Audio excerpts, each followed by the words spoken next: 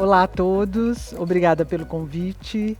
O nosso assunto de hoje tem a ver com futuro, humanidade e tecnologia, porque no século XXI nós vamos resolver problemas com humanos de mãos dadas com a tecnologia. No passado, os homens das cavernas resolveram seus problemas olhando para os céus, interpretando as fases da lua, interpretando as marés. Será que vai dar peixe hoje? Se protegendo dos animais. Essa pegada aqui é uma pegada de onça ou é uma pegada de macaco? Essa pegada de onça é de um mês atrás ou é de hoje? A gente evoluiu desde os homens das cavernas para as sociedades tribais e de lá para as aldeias globais. E cá estamos nas sociedades digitais. Como que a gente vai construir os novos diálogos das sociedades digitais? Porque vejam bem, a gente ensina e aprende com diálogos. A gente compra e vende com diálogos. A gente ama e odeia com diálogos. Então, como que a gente vai construir esses diálogos que não são mais os diálogos do passado? A gente vai construir juntos. A gente vai construir juntos porque no século XXI a gente não faz mais as coisas para os outros. A gente faz as coisas junto com os outros. A gente vai construir desapegando de ideias que não funcionam mais, desapegando das nossas velhas certezas. Uma coisa difícil, mas a gente tem que se desapegar. E quando a gente faz as coisas juntos e quando a gente se desapega de ideias que não servem mais, a gente consegue inovar, a gente fica mais perto da inovação. O futuro nos atropela todos os dias. E em março do ano passado, o futuro atropelou todo mundo no mundo inteiro. E eu não sei como que vocês se sentiram, mas eu particularmente me senti como esse repórter russo. Vamos dar uma olhadinha? Автодрифтеры, дрифтеры.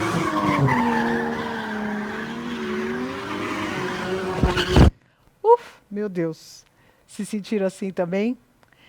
Quais são os impactos, né, desse atropelamento mundial? O que isso impactou nas nossas vidas, na educação, no trabalho? Para responder essa pergunta, a gente tem que entender um pouco do século XXI, esse século que a gente está vivendo, o século mais complexo que o ser humano já viveu. E aí você pode me perguntar, mas o século XX era o quê? O século XX, gente, foi um século complicado. O século XXI é um século complexo. Qual que é a diferença? Vou explicar para vocês, vocês nunca mais vão esquecer. Um século complexo é um século muito mais complicado que um século complicado. Essa é a diferença. E aí, nós estamos vivendo na terceira década desse século, que começou agora, em janeiro de 2021. Né? A década mais complexa que o ser humano vai viver, que vai nos levar até 2030. E para quem duvida que essa década é complexa, é só a gente pensar como que ela se abre. Ela se abre com uma pandemia que a gente ainda não resolveu. E o que realmente determina um mundo complexo? O que determina, gente, é a velocidade das mudanças. Mudanças sempre existiram no mundo, sempre desde que o mundo é mundo. Mas a velocidade que a gente tem nesse século XXI é uma velocidade absurda, a tal da velocidade exponencial. É isso que deixa o século tão complexo. E a prova desse século complexo é que um mundo complexo só tem problemas complexos. Né? Então você abre o seu e-mail assim, o que tem lá? Tem uma tarefa facinha? Não, tem um super pepino para você resolver. Alguém te passa um WhatsApp, você olha assim e fala, ai meu Deus, o que é? Né? Você vai lá, é um problema super complexo. Um século complexo tem problemas complexos, precisa de outro tipo de mentalidade. Tem um futurista chamado Gerd Leonhard que diz que o mundo vai mudar mais em 20 anos do que mudou em 300 anos. Eu dei uma mudadinha nessa frase dele e fiz o seguinte: o mundo mudou mais nos últimos 300 dias do que ele mudou em 300 anos. Tudo isso, gente, para dizer que o jogo mudou. E nós, como cidadãos, como mães, como pais, como alunos, como professores, nós temos que pensar se a gente quer aprender as novas regras de um velho jogo ou se a gente quer aprender o jogo novo, o jogo que vai mudar as nossas vidas. E aí tem essa dica: humanos e tecnologia. Vamos ouvir esse vídeo. Tem humanidade e tecnologia. Se tivermos só tecnologia, o futuro será distópico. Se tivermos só humanidade, talvez seja impossível alimentar 10 bilhões de pessoas em 2050. Tá achando 2050 longe? Então o que a gente pode fazer hoje? O que a gente pode criar? O que a gente pode consertar, educar, entreter, curar? Não com a tecnologia, mas junto com a tecnologia. Junto, a gente tem que ser cada dia mais digital, né? Essa palavra nova aí que mistura o físico com o digital. O que quer dizer isso? Quer dizer que a gente tem que se alfabetizar do século XXI. Né? Não é mais saber ler e escrever, mas entender quais são esses diálogos de uma sociedade digital. A gente tem que entender, aprender, ensinar como que a gente se protege das fake news. Isso é talvez um dos mais importantes aprendizados que a gente vai ter do século XXI. É muito importante entender a profundidade e a crueldade das fake news.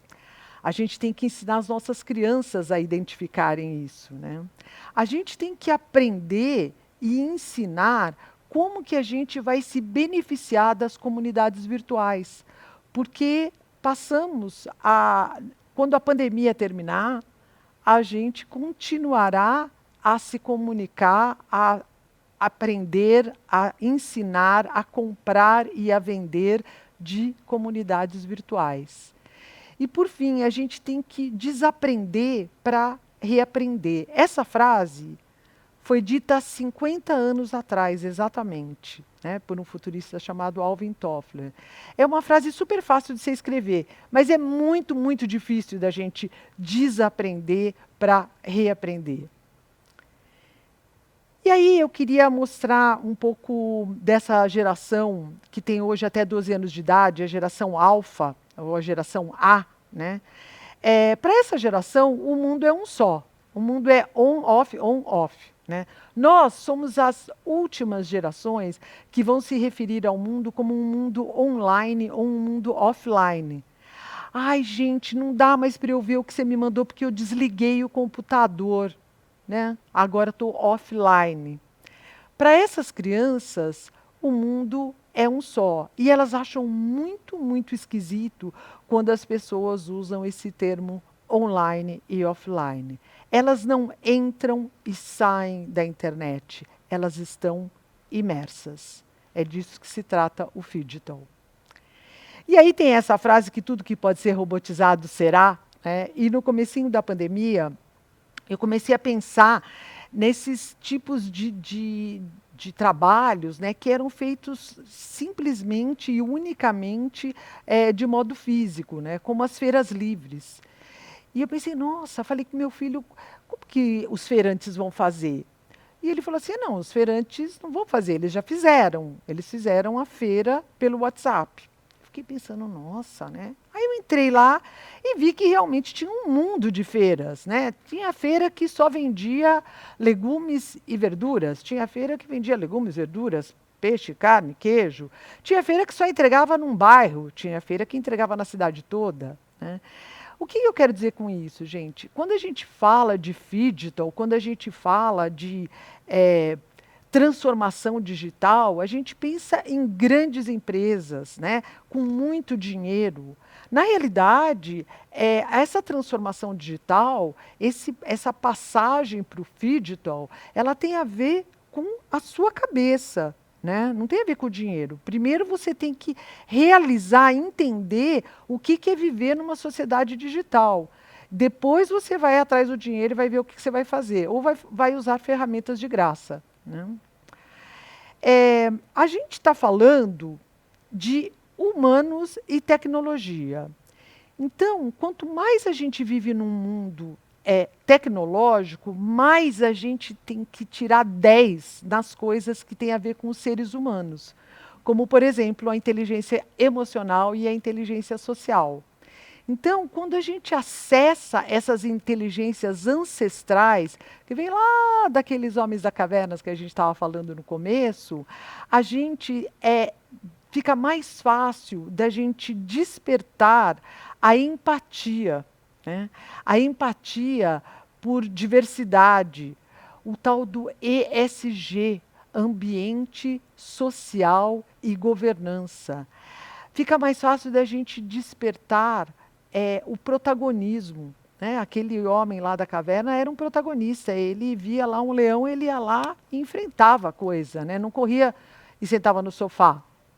A gente fica mais fácil a gente entender por que a gente tem que colaborar num mundo complexo, por que a gente tem que compartilhar conhecimento e por que a gente tem que deixar de ser chefe para ser líder. A gente está falando, gente, do tal dos soft skills. O que são os soft skills? São essas habilidades naturais para a gente poder interagir com as outras pessoas. Ué, mas se é natural, por que eu tenho que me esforçar? Porque a gente deixou isso lá meio apagadinho, né? Faz parte do ser humano, mas a gente tem que atiçar isso. A gente tem que reaprender essas nossas habilidades naturais. Os soft skills, gente, são o contrário dos hard skills. Vou explicar aqui. Os soft skills são aquelas coisas que não estão à venda no supermercado. Você não pode chegar lá no supermercado e falar assim, olha, eu quero comprar 1 quilo de engajamento, né? Mas você pode comprar um curso, por exemplo, sobre blockchain, né? Que é uma hard skill. Então, as hard skills são as coisas que você pode comprar, que você pode adquirir, são cursos que você pode fazer. E os soft skills são coisas que você tem que desenvolver dentro de você mesmo, tá? E eu queria falar de 3 dessas habilidades, né, de 3 soft skills que são importantes para a gente triunfar no século XXI. Criatividade, protagonismo e colaboração. Então, vamos lá, vamos começar com a criatividade. A criatividade é uma arma indispensável no século XXI. Por quê? Porque a gente está vivendo num mundo complexo. No mundo complexo, as soluções não estão numa cartilha, né? Você tem que usar a sua criatividade para chegar nelas. E aí eu trouxe aqui para vocês o Sir Ken Robinson, que, aliás, eu estava pesquisando e ele participou do primeiro Enlighten Vivo. Ele morreu o ano passado, um dos maiores professores do mundo, né, que foi condecorado pela rainha. E no comecinho do século XX, ele dizia assim, nesse seu vídeo, que é o vídeo mais visto do TED, ele dizia que as pessoas críticas e questionadoras seriam as pessoas valorizadas no século XXI, porque a criatividade é a habilidade mais importante do século XXI. Vejam vocês que criatividade, pessoas críticas e questionadoras são 3 coisas que eram totalmente desvalorizadas no século XX e hoje passam para estar ali no topo da pirâmide. Então, como você desenvolve crítica e como você ensina crianças a serem críticas? E aí eu queria passar para vocês. Well, I was born. No, I had a great story recently. I love telling it, of a little girl who was in a drawing lesson. She was 6 and she was at the back drawing, and the teacher said this little girl hardly ever paid attention. And in this drawing lesson she did. And the teacher was fascinated. She went over to her and she said, "What are you drawing?" And the girl said, "I'm drawing a picture of God." And the teacher said, "But nobody knows what God looks like." And the girl said, "They will in a minute." Pois é, gente. a pior crise é a crise da imaginação. Porque se você tiver numa crise financeira e você não tiver imaginação, você não sai dela. Então, como que a gente vai criar ambientes onde a imaginação possa florescer, né? E não ambientes onde a gente quer cortar a imaginação das pessoas. A segunda dica de novas habilidades de soft skill é o protagonismo. Protagonista, gente, é uma palavra que vem do grego. Vocês não sabiam que eu falava grego, né? Pois é. Vem de protos, que quer dizer primeiro, e agonist, que quer dizer lutador. O protagonista é o cara que, diante da crise, ele chega primeiro, ele é o primeiro a combater, ele é o primeiro a lutar. Por que é tão importante a gente ter protagonistas no século XXI? Porque um século complexo, como a gente falou no começo, tem problemas complexos, é um século cheio de crises. E a gente precisa de pessoas que, diante da crise, ela dê um passo para frente e vá lá querer realmente lutar, combater e chegar a uma solução para essa crise. A gente está vivendo esse momento pivotal. Olha que coisa linda essa palavra, né? Momento pivotal. O que quer dizer isso? Quer dizer que é um momento que a gente tem que se transformar, que a gente tem que se mexer, que a gente tem que sair do lugar, que a gente tem que aprender coisas novas. A gente tem que se transformar. E aí eu tenho uma pergunta para você. Você se sente burro?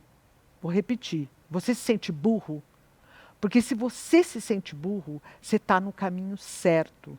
Porque só se sente burro quem está se mexendo. Só se sente burro quem está experimentando, experienciando, testando. Quem está dando um passo para frente, quem está dando um passo para o futuro. Quem está cheio de certezas está no passado. Quem está cheio de certezas está lá preso em fevereiro de 2020. E aí eu queria passar um videozinho para vocês sobre burrice. Kiko passado, o que é que tem no seu passado que atrasa o seu presente e bloqueia seu futuro? Sentir-se burro. Eu tô tão desesperada, quanto mais eu me esforço, mais incapaz eu me sinto. Atualiza e confia que só se sente burro quem está aprendendo, quem está caminhando para o futuro. Quem só tem certezas está vivendo no passado. Reboot! Resetting. É isso aí, gente. A gente tem que se reconfigurar. E vamos para a última das habilidades de hoje, que é a colaboração. Então vamos lá. Eu queria fazer uma brincadeira aqui com vocês, de vocês imaginarem o que está por trás dessa foto, né? Então eu imagino que seja um almoço de domingo, que esse menino loirinho seja filho desse casal, que essa menina seja amiguinha do filho, e estão ali todo mundo ajudando a fazer esse almoço de domingo, né? Que vamos e venhamos, para todo mundo que tem criança ou conhece criança, sabe que essas duas crianças preferiam estar num quarto jogando videogame do que estar ajudando os pais, né? Então, como que os pais conseguiram que essas crianças estejam aí tão entretidas, né? Colaborando para realizar uma tarefa? A gente pode imaginar aí que esses pais conheçam os valores, né? O que move essas crianças. Então, vamos imaginar aí que esse menino loirinho seja super competidor, né? Então, a mãe vira para ele e fala assim, eu duvido que você corte essa cenoura mais rápido do que o seu pai, né? E aí ele está lá, né? Na pilha. Ou que essa menina seja uma pessoa super perfeccionista, né? Então o pai chega e fala assim, eu duvido que você corte essa cenoura mais fininha do que a sua mãe. E ela está lá, tac, tac, tac, tac, tac, né? Então a gente precisa conhecer os valores das pessoas, das nossas equipes, das nossas famílias, o que não quer dizer que a gente tenha que concordar com os valores, tá? A gente tem que conhecer o que move as pessoas para a gente fazer com que elas colaborem entre si. Porque quando você tem uma equipe colaborando entre si, quando você tem uma família colaborando entre si, quando você tem uma classe colaborando entre si, você resolve problemas de uma forma melhor e mais rápida. E aí, quando a gente olha para esse mundão aí que eu estou falando, né, de tão complexo, com problemas complexos, você fala, meu Deus do céu, como é que eu vou vencer? Né? Acho que só com uma hiper competição. Na realidade, gente, né, hashtag só que não, a gente vai vencer com uma hipercolaboração. É por isso que colaboração é uma habilidade tão importante. A gente vai vencer se a gente juntar pessoas diversas, e aí estamos falando de todas as diversidades raciais, de gênero, de idade, de habilidades, de competências, se a gente juntar os talentos diversos e souber fazer com que eles colaborem entre si. E aí vou dar um exemplo aqui para vocês que o maior orçamento mundial colaborativo é o das 14 agências espaciais para a gente chegar em Marte. Olha só, cada uma dessas agências, as agências, vamos dizer, da China, da Austrália, a agência francesa, a NASA, cada uma delas gostaria de chegar em Marte sozinho e em primeiro lugar. Mas elas sabem que para chegar sozinho, elas vão chegar lá por 2100. Mas para chegar antes de 2030, que é o que elas querem, elas têm que colaborar entre si. Elas têm que compartilhar conhecimento e colaborar, e só assim elas têm certeza que elas vão chegar antes de 2030. E aí, o que é o contrário da colaboração? O contrário da colaboração, gente, não sei se vocês já se sentiram assim, como essa foto.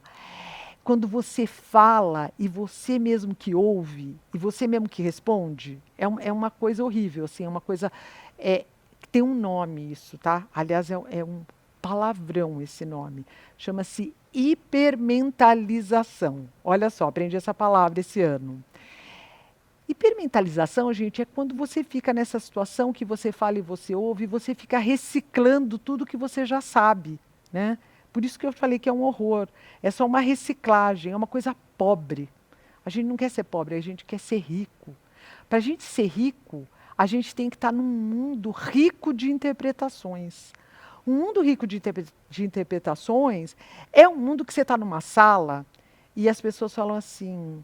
não dá para colocar um ovo de pé porque ele quebra. Mas se você estiver num mundo rico, vai entrar ali o Colombo e ele vai falar assim, não, é só você cozinhar o ovo que ele fica de pé. Então a gente precisa estar em mundos em que a gente acolha a diversidade para que as pessoas, para que os diversos entrem, para que seja possível que um Colombo entre e dê a sua contribuição para a gente inovar no futuro. E eu deixo aqui essa frase de um jornalista que já se foi, chamado Walter Lippmann, que diz que quando todo mundo está pensando igual, ninguém está pensando muito. E a gente adora gente que pensa igual a gente, né? Gente que pensa igual a gente é bom assim para você ir jantar fora, sabe? Aí você escolhe o mesmo prato, racha o vinho. É uma delícia. Para você inovar, para você sobreviver no século XXI, você tem que estar cercado de diversidade. E aí eu vou passar mais um videozinho para vocês sobre hierarquia. Kiko passado? O que é que tem no seu passado que atrasa o seu presente e bloqueia seu futuro? Hierarquia. Os jovens de hoje são tão mal educados, não respeitam os mais velhos. Atualiza e entenda que viver em rede é viver num mundo sem chefes, é colaborar, é compartilhar o que você aprendeu, é compreender o que é ser um líder. Reboot! Resetting. A gente está vivendo num mundo que a gente precisa colaborar. E aí a gente está chegando aqui para o final da nossa conversa de hoje. A gente falou bastante sobre soft skills, sobre essas habilidades naturais do ser humano, mas que num século onde a gente tem que conviver com a tecnologia, a gente tem que despertar essas habilidades, a gente tem que nutrir essas habilidades, a gente tem que deixar elas bombando. A gente falou de protagonismo, de criatividade, de engajamento, de colaboração. E também tem muitas outras, né? Um outro dia a gente fala aí sobre comunicação, sobre persuasão, todas essas habilidades que a gente tem que deixar cada vez mais azeitadas para a gente triunfar no século XXI. E aí a gente tem que pensar que um futuro de humanos e tecnologia de mãos dadas é como a gente vai conseguir construir os novos diálogos das sociedades digitais. Senão a gente fica anacrônico, né, com o novo século. E a gente não começa na ONU, né? Muita gente fala assim, mas por onde começa? Né? Tem gente que fica assim, não, o dia que eu for convidado para falar na ONU, né, aí eu vou estar pronto. Não, a gente começa todo dia, né? Todo dia você faz um pedacinho, todo dia você se atenta para uma coisa. Como que eu vou aprender isso? Como que eu vou ensinar aquilo? Para quem que eu tenho que passar isso? Como eu compartilho o meu conhecimento? Então, todo dia um pedacinho. Gente, coisas acontecem o tempo todo ao nosso redor. Que frase mais óbvia, né? Mas as coisas realmente importantes, elas acontecem dentro de você. E eu espero que hoje alguma coisa muito importante tenha acontecido dentro de você. E aí, para terminado, eu vou passar um vídeo para vocês que foi feito lá em 2023. E ele passa por todas as tecnologias do homem, desde a tecnologia do fogo, que arrancou os homens da idade da pedra e nos trouxe hoje até aqui, nesse Enlighten da Vivo. Tá bom? Vamos lá. He gave us fire, our first true piece of technology. Fire.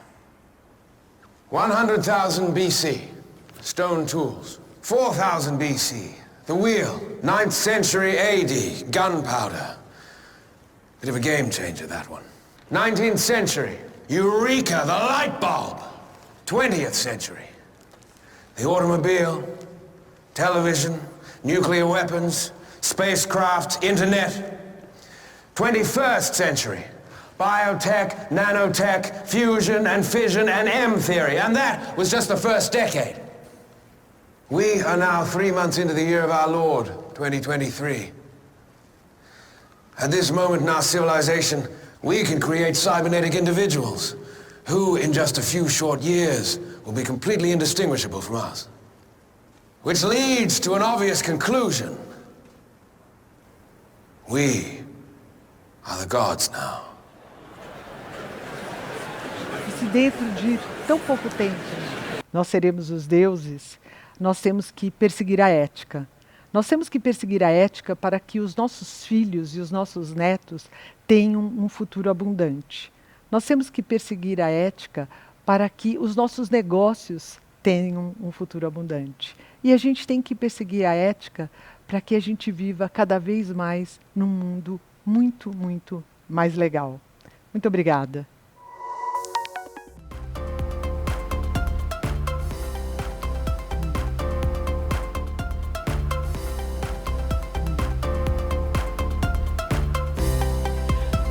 Olá, tudo bem? Sejam bem-vindos, bem-vindas. Eu sou a Adriana Couto, sou jornalista, apresentadora e vou estar aqui com vocês para conduzir o painel Aprendizado Social para um Futuro Automatizado, Inclusivo e Sustentável.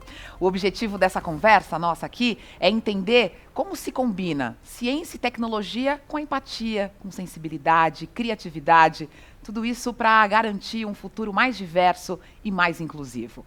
E a gente tem aqui convidados com uma atuação destacada nesse assunto. Quero apresentá-los para vocês. Que bom que vocês estão aqui. Tudo bem? Tudo bem? Bom? Que ótimo. Vou começar com você, João. O João Souza, que é empreendedor social, reconhecido pela rede global Ashoka, cofundador e também diretor de novos negócios e parcerias do Favela, uma organização social que atua no ecossistema de empreendedorismo, educação, tecnologia e inovação por meio de projetos e programas que fortalecem iniciativas de impacto socioambiental e econômico positivo. E ele também é futurista. Eu gosto desse termo, futurista, e um dos fundadores da consultoria Futuros Inclusivos, que tem como objetivo criar futuros diversos, plurais, para as pessoas e para as organizações. Que bom que você está aqui com a gente, João. Muito obrigado. A Liliane Vicente, que também está aqui com a gente, alagoana, 24 anos, CEO da Amites, que é um negócio de impacto socioambiental que atua através de um delivery virtual de sistemas hidropônicos sustentáveis de baixo custo. E tudo isso para atenuar a má distribuição de alimentos e também gerar renda. Esse ano, ela ficou em segundo lugar na edição brasileira do Prêmio do Estudante Empreendedor Global. Então, ela tem muito que contar pra gente, muito o que refletir. Muito obrigada pela sua presença. Obrigada. E para finalizar, para fechar essa mesa, a gente está aqui com a Silvana Bahia, que é co-diretora executiva da OLAB, coordenadora da Preta Lab, que é uma iniciativa de estímulo às mulheres negras na tecnologia e na inovação. Bom, a Silvana também é mestre em Cultura e Territorialidade da UFF, da Universidade Federal Fluminense, é pesquisadora associada do Grupo de Arte e Inteligência Artificial da USP e do Grupo de Pesquisa em Políticas e Economia da Informação e Comunicação da UFRJ. Temos aqui convidados que podem, sim, ajudar a gente a entender, a gente ter um painel, um quadro do que a gente pode esperar e de ações em relação à tecnologia e inovação, né? Então, vamos abrir um pouco, pensando até nesse tema desse painel. Como é que a tecnologia, como a inovação na educação podem garantir e podem ser aliadas para a gente fazer uma aceleração de um futuro mais diverso, mais plural, mais inclusivo? Posso começar com você, João? Claro, claro. Eu acho que muito essa questão do papel da inovação na educação, ele vem muito relativo à questão de liberdades, né, dos acessos, das oportunidades, né, porque a gente tem hoje modelos educacionais que eles são muito mais voltados para a questão de gradação das pessoas, se ela é um técnico, se ela é um especialista, se ela é um mestre, se ela é um doutor, e muito pouco voltado para a questão da prática das tecnologias, né? Então a gente começou a ter um distanciamento da parte de educação e a parte de tecnologias, e eu estou falando de tecnologias para além dos bytes e bits, né? Eu estou falando também de tecnologias, e até a receita de um bolo pode ser uma tecnologia e várias outras coisas, né? Então assim, eu acho que a inovação está realmente na gente olhar novos modelos, né? E a gente, por exemplo, o que eu gosto muito, assim, em projetos que eu estou envolvido, é trabalhar a perspectiva de letramento, né? Do mesmo jeito que a gente olha para uma perspectiva de uma pessoa que está aprendendo a ler, a escrever, como é que a gente pega a tecnologia, por exemplo, e começa a atuar com letramento tecnológico, né? Levar isso numa linguagem e numa forma de aprendizagem inclusiva para essas pessoas. Sim. Ouvindo você falar, é como se você desse mais ferramentas para que essa educação acontecesse de uma forma que seja uma troca, Sim, de verdade, né? horizontalizar, né, o processo, né? Não tem aquele lugar do professor, de quem ensina, mas eu acho que é um processo muito que o pessoal fala, né, de aprendizado ao longo da vida, né? Aprendizado ao longo da vida, ele está desde as primeiras relações que você tem ali com pai e mãe, de troca de conhecimentos, núcleo familiar, comunidade e afins, e não só dos espaços formais, né, de educação, escolas, faculdades, universidades. É verdade. Bom, como é que a gente faz para acelerar esse futuro mais diverso, mais inclusivo, utilizando, então, tecnologia e inovação na educação? Então, eu concordo bastante com o que o João falou. Eu sou muito também a favor dessa propagação do conhecimento, sabe? Embora eu acredite que também ele não está sendo propagado como deveria, nem todas as pessoas têm o acesso, mas quando você repassa o conhecimento tecnológico, a inovação, as pessoas, os jovens, as crianças, eles tendem a ter uma criatividade despertada, né? Então, a gente aqui trabalha muito com social, a gente consegue observar que através dele a gente consegue preencher vários espaços, né, na sociedade, e na educação, com a educação também não é diferente. A partir do momento que aquela pessoa, aquela criança, aquele jovem, ele tem esse conhecimento, automaticamente, pelo menos com a experiência, com a vivência que eu já tive em algumas comunidades, com algumas pessoas, eles tendem a ter um sentido mais aguçado, sabe, para a inovação, e eles conseguem passar a observar novas perspectivas, sabe, que antes eles não conseguiriam enxergar tão facilmente. Então, eu acredito que esse conhecimento propagado, essa propagação da inovação e da tecnologia, ela é o principal aliado, na verdade, para desenvolver um futuro mais sustentável, sabe, porque através deles vai estar sendo despertado uma inovação maior, sabe, nas crianças, nos jovens. Ouvindo vocês falarem, aí eu quero ouvir a Silvana também, a gente percebe o quanto o humano, a sociedade, a humanidade, o conhecimento de cada uma das pessoas é muito importante, Porque quando a gente pensa em tecnologia inicialmente, é uma coisa meio estéril, né? Assim, uma coisa afastada. E essa tecnologia que a gente está falando aqui, essa inovação, é uma inovação com gente. Que é isso que tem que ter, né, Sil? Não, total, Adriana, exatamente. Eu vou bem na linha, tanto do João quanto da Liliane. Eu acho que a tecnologia pode ser aliada à tecnologia e inovação.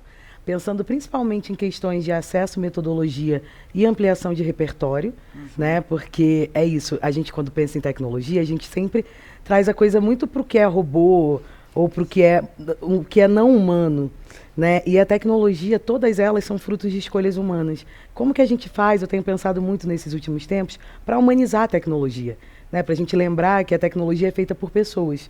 E é por isso que geram várias questões e debates. Mas eu tenho pensado muito nesses pilares, nesses três, né, quando eu olho para a educação. Ampliação de repertório. Eu esqueci agora, mas vou voltar lá. Ampliação de repertório, conexões e novas metodologias, né, novas formas de aprender. A gente aprende de uma mesma forma há muito tempo. Né, e eu acho que a tecnologia e todas essas inovações, elas vêm para mostrar que a gente pode aprender de várias outras formas, né? Por que a gente tem que estar preso a uma forma de aprender apenas? E aí eu acho que isso tem a ver com ampliação de repertório, com outras conexões, com outras possibilidades que essas ferramentas trazem, né?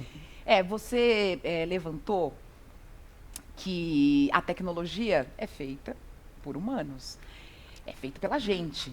Então, se a gente pensar também, quem está fazendo?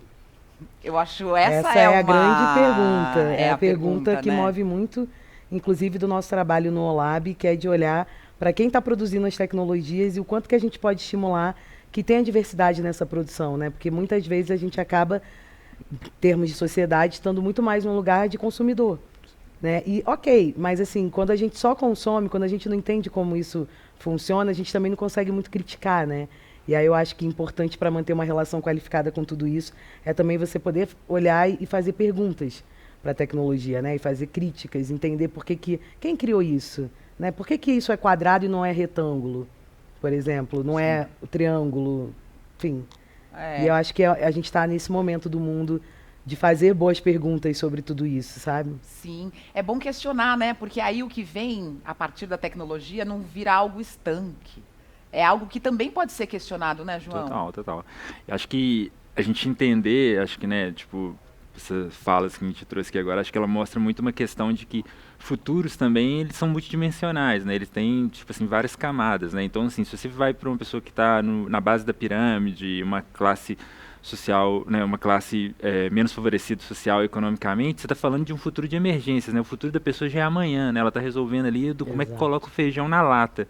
E aí quando você leva a discussão sobre o futuro, seja na educação, seja na tecnologia, para um outro nível, às vezes você está falando de um nível muito elitista, que é o que a Sil Super traz, né, da questão de robôs, tecnologias, e aí você vê uma coisa que é tecnológica, tipo, né, o trabalho que o negócio da Liliane faz, que resolve um problema emergencial, mas mesmo assim está criando pontes, né? Então, assim, eu gosto muito de iniciativas, né? Lá, tanto no Favela quanto no Futuros, a gente pensa em apoiar e buscar conhecer, entender e ajudar como que replica muito coisas desse tipo, né? De como que a gente cria pontes, né? Onde que a gente consegue juntar essas dimensões do futuro.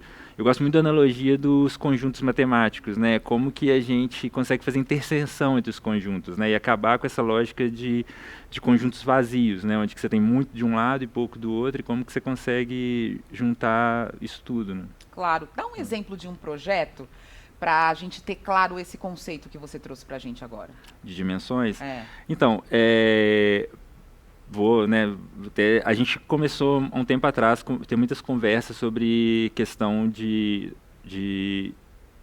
como que a gente olha desafios sociais, mas na perspectiva de como que a tecnologia pode auxiliar isso. A gente está com um programa agora que a gente está para iniciar ele, né, ainda esse ano ainda, que é voltado para letramento tecnológico. E a gente está com um desafio lá, um dos primeiros, que é, para além dessa questão de como você transformar o ensino da tecnologia numa perspectiva de letramento, de aprendizagem inclusiva, né, ele chama Robótica, o programa, é um programa nosso, que a gente está assinando curadoria lá junto no Favela, e ele tem uma perspectiva também geracional, né? Então, assim, a gente está olhando a questão de futuro, não do trabalho, mas futuro no trabalho. Então, assim, a gente está trabalhando o desenvolvimento, assim, de treinar os treinadores, que a gente está olhando para uma perspectiva de um pessoal 60 mais, 50 mais, já estão aposentados ou estão se afastando de alguma atividade profissional.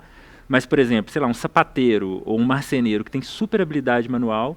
No Brasil, a gente tem uma dificuldade tremenda de acesso a hardware. Essas pessoas têm super habilidade manual. E de como que a gente letra eles tecnologicamente para que eles possam ajudar a gente a construir mesmo os kits que vão ser usados de tecnologia ou de robótica, para que a gente possa capacitar jovens, crianças e jovens em robótica. Então, assim, a gente está trabalhando muito essa perspectiva de fazer essa conexão geracional e de aproveitar também esse olhar de uma pessoa que se desenvolveu habilidades, né, que o pessoal chama de real skills, né, vamos dizer assim, total, na lógica de aprender muito trabalho manual, mas para poder levar isso para ser atualizado, né, de alguma forma, mas nessa lógica do encontro geracional.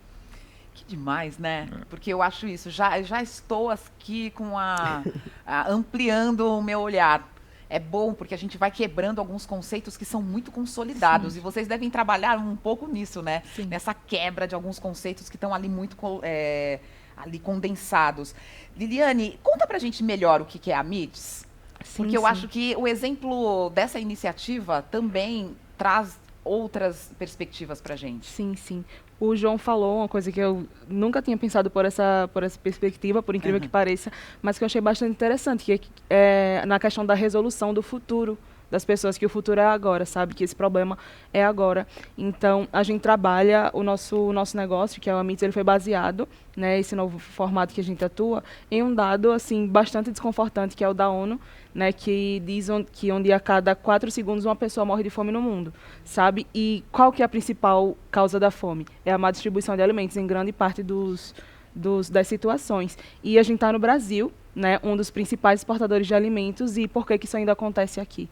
Né? Qual que seria a dificuldade existente para que isso acontecesse aqui? E a gente passou a entender, né, através do trabalho que a gente já fazia desde 2016, que esse problema está relacionado à renda das pessoas, principalmente, e também a má distribuição dos alimentos aqui. Então, a gente trabalha com a implantação de hortas hidropônicas em comunidades vulneráveis também e em grandes centros urbanos, para facilitar o acesso à alimentação saudável para essas pessoas, tanto as residentes, né, do local, tanto os microagricultores que estão cultivando, e a gente consegue gerar renda para eles, né, através para os nossos microagricultores, no caso, através do repasse que eles fazem dos alimentos que eles produzem em sua própria horta. Então, a gente cria 2 redes, na verdade, eu estava falando para eles de hoje lá fora, que a gente cria 2 redes, uma de microagricultores, que são as pessoas que recebem as nossas hortas, e uma da própria sociedade ao redor do microagricultor, que está conseguindo ter um acesso facilitado a esses alimentos. Porque muitas vezes, nas grandes cidades, aqui São Paulo é um grande exemplo, que na correria do dia a dia a gente se alimenta dificilmente com alimentos saudáveis, né? Então, isso acarreta em diversos problemas, tanto para a nossa saúde futura também, quanto para a questão da fome mesmo. Por isso que a gente gosta também, precisa, na verdade, atuar com a comunidade vulnerável. Então, essas hortas, elas foram desenvolvidas da forma que a gente trabalha por um engenheiro agrônomo lá de Alagoas, onde a gente atua, que foi um parceiro nosso nessa criação, e ela tem um formato barateado, tá? Para a gente também conseguir cumprir com alguns pilares ambientais, alguns aspectos ambientais. Então, a gente utiliza pallets, reutiliza, na verdade, pallets e garrafas PET para a construção da nossa estrutura de apoio. A gente não utiliza terra, então, por isso que a gente gosta de trazer elas para as cidades, né? Onde a gente entende que teria uma demanda, uma necessidade maior até. E por não utilizar o solo, né, a gente utiliza um substrato inerte, que é a casca de arroz carbonizada. Por não utilizar o solo, a gente precisa fazer o controle do crescimento, né, dessas plantas. Então, a gente faz a adição de macronutrientes, micronutrientes e ferro na água, e isso faz com que as nossas plantas cresçam saudáveis, é zero ofensivo para a saúde, né? Isso faz com que elas cresçam super saudáveis e também mais rápido, elas têm um crescimento acelerado. Então, isso faz com que os nossos microagricultores consigam produzir ainda mais. Então, onde na horta normal eles conseguiriam fazer uma colheita e, consequentemente, uma venda, eles estão conseguindo fazer 2 colheitas por mês, por exemplo, e conseguindo gerar uma renda aí de até R$ 1.149,60, um pouquinho mais que um salário mínimo, que para uma pessoa vulnerável que não tinha tanto acesso nem oportunidades de emprego, está sendo uma excelente oportunidade para eles conseguirem melhorar até sua qualidade de vida. Claro. Eu não disse para vocês que esse exemplo ia fazer a gente pensar e colocar a tecnologia numa outra perspectiva? Você fala aí para a gente de tecnologia e traz o humano e traz essa possibilidade da gente transformar a vida das pessoas, né, Sil? Tem essa questão, né? Não, e isso é muito importante que a Liliane traz, porque eu acho que além de ser um bom exemplo para a gente poder visualizar, a gente relembra que inovação não necessariamente é criar um foguete. Né? A gente tem hoje um monte de problema real, né, social, e um monte de tecnologia. E aí, quando eu comecei a me apaixonar por tecnologia, eu pensava, mas se a gente tiver muita tecnologia, daqui a pouco a gente já não vai ter problema social. Só que a gente vê que a gente tem um monte de tecnologia hoje e a desigualdade social não diminuiu. Né? Então, o que eu acho, né, que o match perfeito é quando a gente pensa, né, soluções que às vezes são essas, de conexões, né, que o trabalho da Liliane eu acho que exemplifica muito bem isso, de conexões, como a gente automatiza um processo, né, que vai ajudar, vai colaborar ali com uma produção maior daquele agricultor. Então, eu tenho cada vez mais achado que os detalhes, né, as micro-revoluções, elas têm um impacto muito mais qualificado, talvez, para problemas que já existem há muito tempo e muitas vezes a gente fica achando que a gente tem que inventar um foguete para resolver, entende? Então, eu estou mais na simplicidade das coisas, assim, que eu acho que é... E a tecnologia, ela é potente nisso, né? Porque ela te ajuda a automatizar processos, te ajuda a escalar, né? Que é a grande palavra também desses tempos, escala, impacto. Né? Eu acho que tem muito disso. Sim. E quando você fala que a tecnologia pode ajudar e influenciar nesses processos, e a gente já comentou aqui sobre quem é que faz a tecnologia, pensando no seu projeto, como que as mulheres negras também trazem o seu impacto para esse lugar, né? Para esse lugar da inovação? Cara, isso é uma das coisas mais, sei lá, mais importantes que eu fiz na vida, assim, que eu faço na vida, porque eu pude ter contato com mulheres negras que estão desenvolvendo projetos que vão desde a área de educação, né, de como ajuda a galera do bairro a, enfim, passar no Enem, a partir da tecnologia, usando coisas de inovação, a desenvolver softwares muito cabeçudos, digamos assim.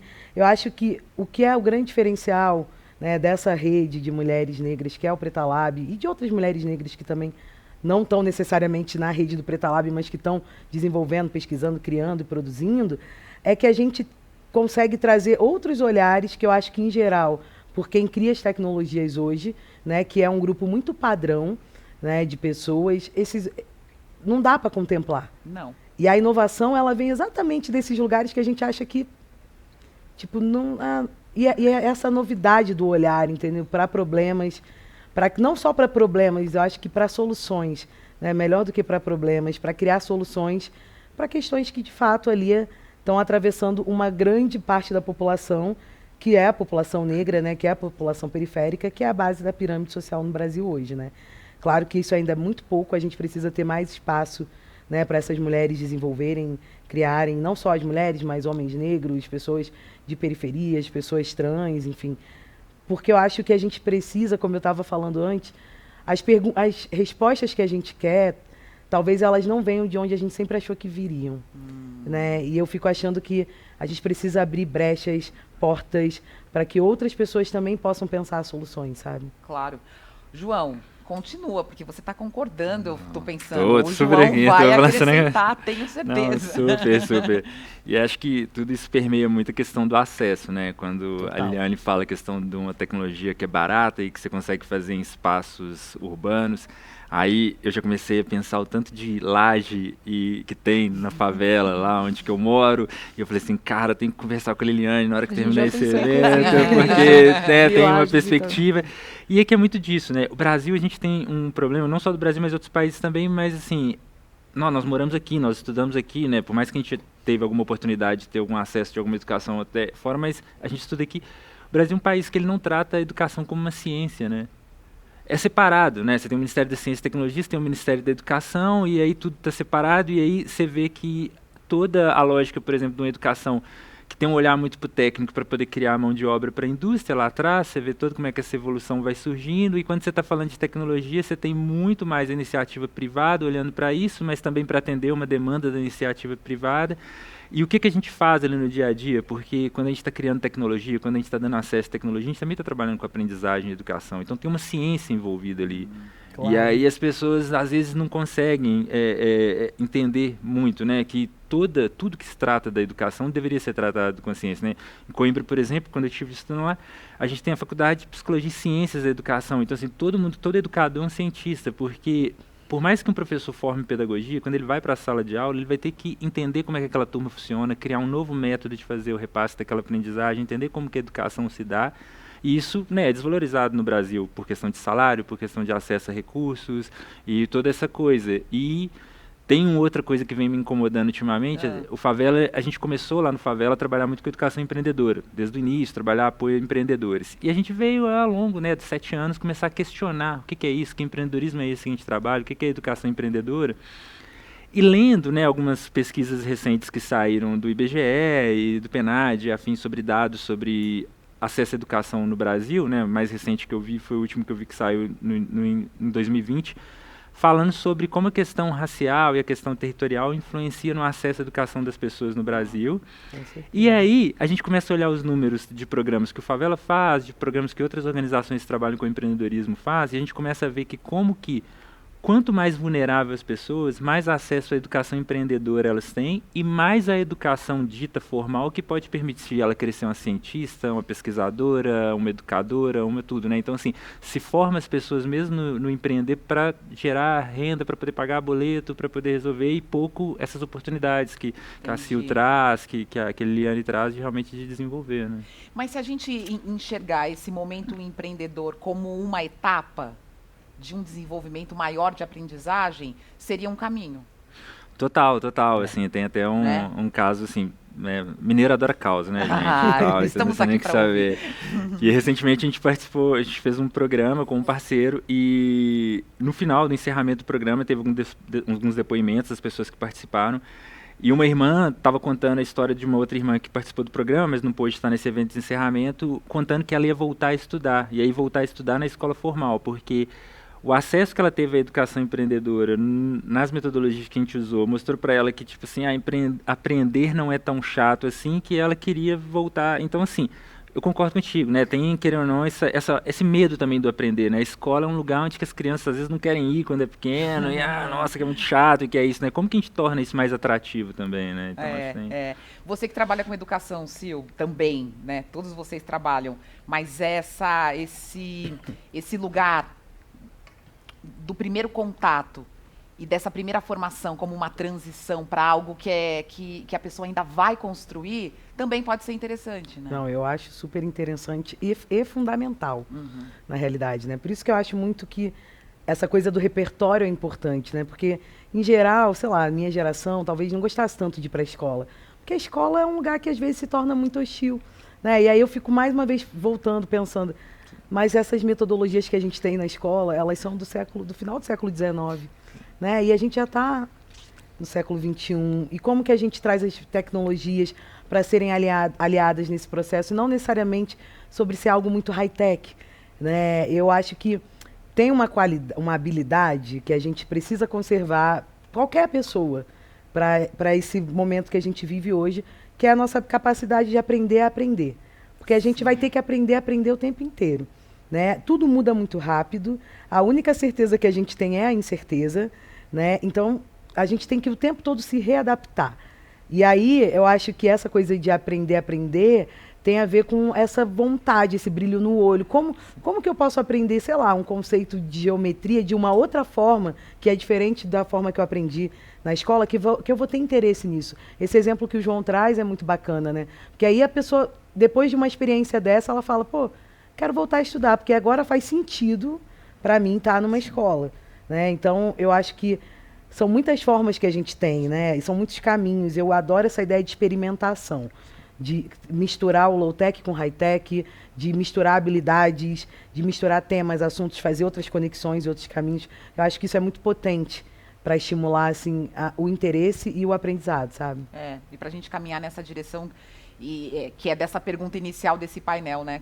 Como fazer a sociedade mais diversa, mais inclusiva, a partir da educação e das tecnologias. A educação-aprendizagem está dentro do seu projeto, Li? Sim, né? Sim. A gente tem todo um cuidado, porque a gente acredita, eu acredito que em todas as situações, em todos os negócios ou em todas as soluções, acredito que a da Cia, do João também, nada adiantaria a gente estar fazendo esse trabalho se a gente não quisesse propagar isso para o futuro, sabe? Então, a gente tem uma base muito forte de conseguir mostrar para as pessoas, dentro da nossa temática, claro, o que seria soberania alimentar, qual que seria a importância dessa pessoa, da formação desses cidadãos, na verdade, para o futuro, sabe? Em relação ao ambiente, em relação a perspectiva que eles possam ter.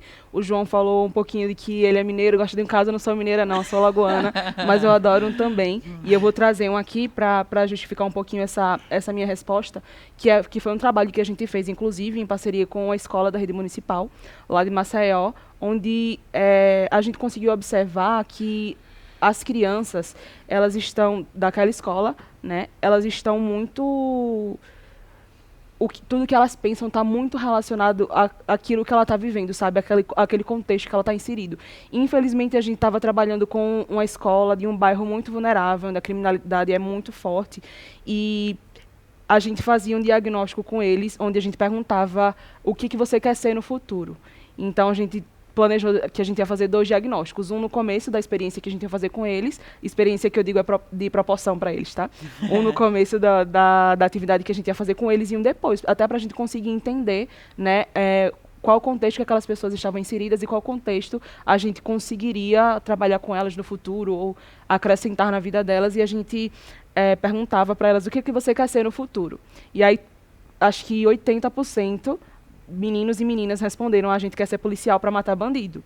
E a gente ficou: como assim vocês querem ser policiais para matar bandidos? De onde vocês tiraram isso? O que vocês veem? E aí tinha um menino que era um pouquinho maior, ele explicou pra gente: tia, porque lá onde a gente mora, a maioria mora perto, lá onde a gente mora tem...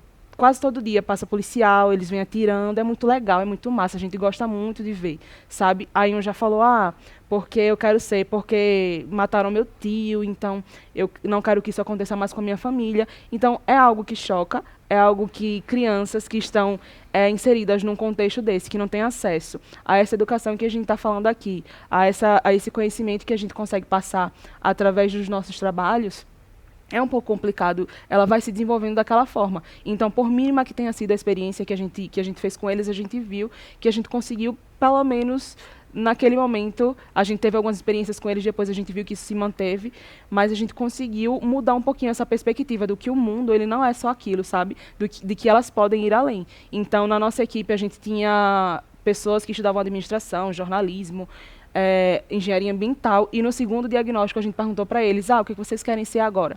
E aí eles falaram: eu quero ser jornalista, eu quero ser engenheiro, e um ainda falou: eu quero ser cientista, que eu vou desenvolver esse carro aqui. Ele desenhou o carro que vai funcionar com combustível da casca da mandioca e que vai fazer plantação aqui onde a gente mora.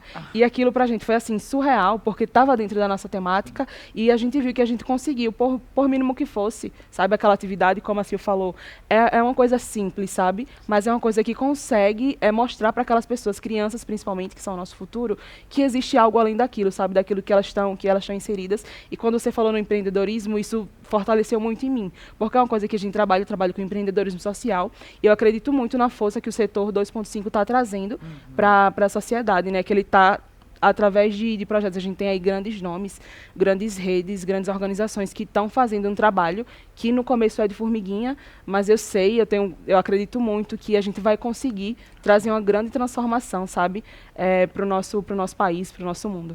Pois Já começou, né? Eu só queria fazer um comentário. Porque é muito bom essa ideia de fazer combustível a partir da casca de mandioca. Sim. Sabe? Tipo, sei lá, minha visão aqui, sudestina, carioca, não estaria pensando nisso, né? E é por isso que eu falo tanto da coisa do repertório. E tem uma outra coisa que eu tô aqui, Adriana, já avançando o sinal. Boa, vamos nessa. Que é de pensar as linguagens, né? Acho que a linguagem, o digital é uma linguagem, isso é uma realidade. Só que muitas vezes, quando a gente fala de tecnologia, de inovação, de digital, de empreendedorismo, não sei o quê, a gente usa lexos, ou códigos, ou palavras, ou linguagens que não alcançam. muitas pessoas.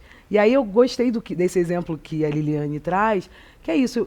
Primeiro a gente fez um diagnóstico, depois a gente fez a experiência com eles e eles já estavam transformados ali em alguma medida.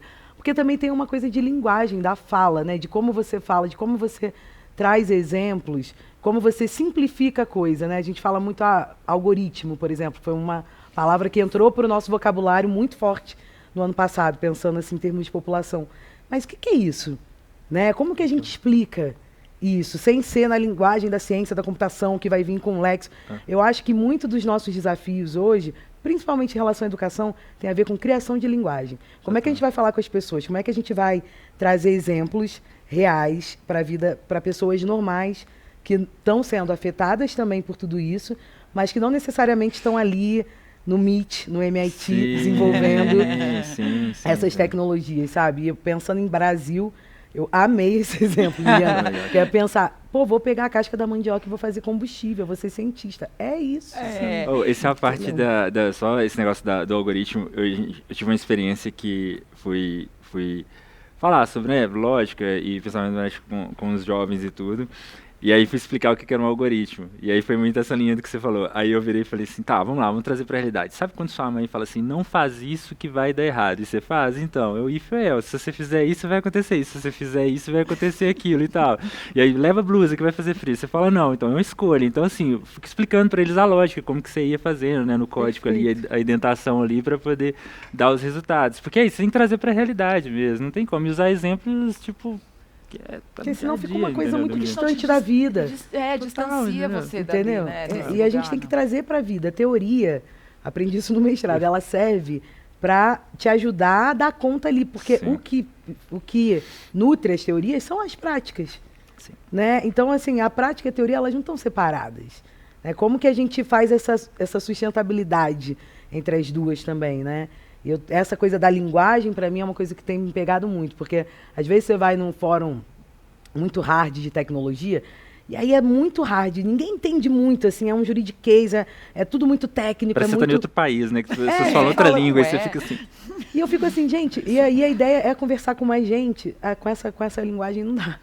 Aí você limita, né? Você não exclui. E você exclui, não inclui, exato. Ô, João, e você... A gente está falando aqui também de futuros possíveis, né? O que vocês estão fazendo aqui é também um sonho, uma construção de um futuro possível. E o que mais se fala nesse momento aqui em educação, pode ser até um chavão, mas assim, tem algumas profissões, as profissões do futuro a gente não sabe quais são, a gente não sabe o que vão exigir da gente. Como é que a gente se prepara para esse futuro? Como a gente prepara essa população também que está mais vulnerabilizada para esse futuro? Que futuro é esse? Dá para preparar para esse futuro? Eu acho que assim, um foco muito grande, acho que até que a gente está amarrando muito nisso nas pessoas, né? Eu acho que o foco é como que a gente pensa essas pessoas que hoje estão nesses grupos, né, vulnerabilizados historicamente, né, socio e economicamente, para eles continuarem existindo no futuro, né? Sair desse lugar que a Sil trouxe lá atrás dos robôs, da automação muito gigante, assim, essa coisa muito surreal e muito distante, né? Muito distópica, assim, quando você pensa na grande massa da população que vai ter que existir no futuro. E aí como que você leva isso para eles? E aí eu acho que desde a perspectiva, né, disso que a Liliane trouxe, assim, de o menino pensar que a mandioca pode ser um combustível. E é isso, né? Por quê? Por quê, né? Não pode ser? Como é que é? E aí vai lá, conversa com a Universidade Federal, que tem algum pesquisador que já está pesquisando isso, e aí a gente, de alguma forma, um programa tipo o Olab faz, ou tipo Favela faz, ou tipo outras organizações fazem, tipo assim, começa a mostrar para esse menino o funcionamento de tecnologia. Eu, por exemplo, tive uma sorte, assim, foi um privilégio, assim, que meu ensino médio, porque eu aprontava muito na escola, então na minha época o Senai era, né, o ensino técnico era meio que quase um reformatório, né? Mandava os meninos que davam muito bagunça na escola formal. Eu fui fazer ensino médio, fui para ensino técnico. E para mim foi muito bom, né? Eu nunca trabalhei propriamente dito na área de mecânica, de manutenção industrial, que é onde que eu né, tive essa graduação técnica lá, mas eu pude aprender muito sobre tecnologia, sobre ferramentas, funcionamento de motores, e aí é isso, né? O menino traz essa pergunta, né? Acho que esse exemplo, acho que responde um pouco. O menino traz a questão da casca da mandioca para combustível, e aí, sei lá, a Liliane busca lá um curso técnico, alguém que tem um instrutor de mecânica e traz para explicar para esses meninos como é que é um funcionamento de um motor e qual que aí já traz uma pessoa de um curso técnico de química para poder explicar como é que é a composição de um combustível, quanto que ele tem que ser inflamável para poder fazer esse motor. E aí começa essa lógica de futuros possíveis. E aí o menino fala assim, eu preciso montar uma estrutura. Aí ele corre no serralheiro que tem lá na periferia que ele mora e fala assim, estamos precisando de uma estrutura disso. Precisa de um motor. Aí o cara tem lá um motor velho de uma mobilete parada lá, jogado lá. Então, assim, como que a gente começa a olhar para essas coisas que estão em torno da pessoa, e que poderia ser resíduos, poderia ser lixo, poderia ser muita coisa, e traz para o próximo, né? Tira desse lugar do distante, né? Então, assim, eu acho que preparar as pessoas para o futuro é isso.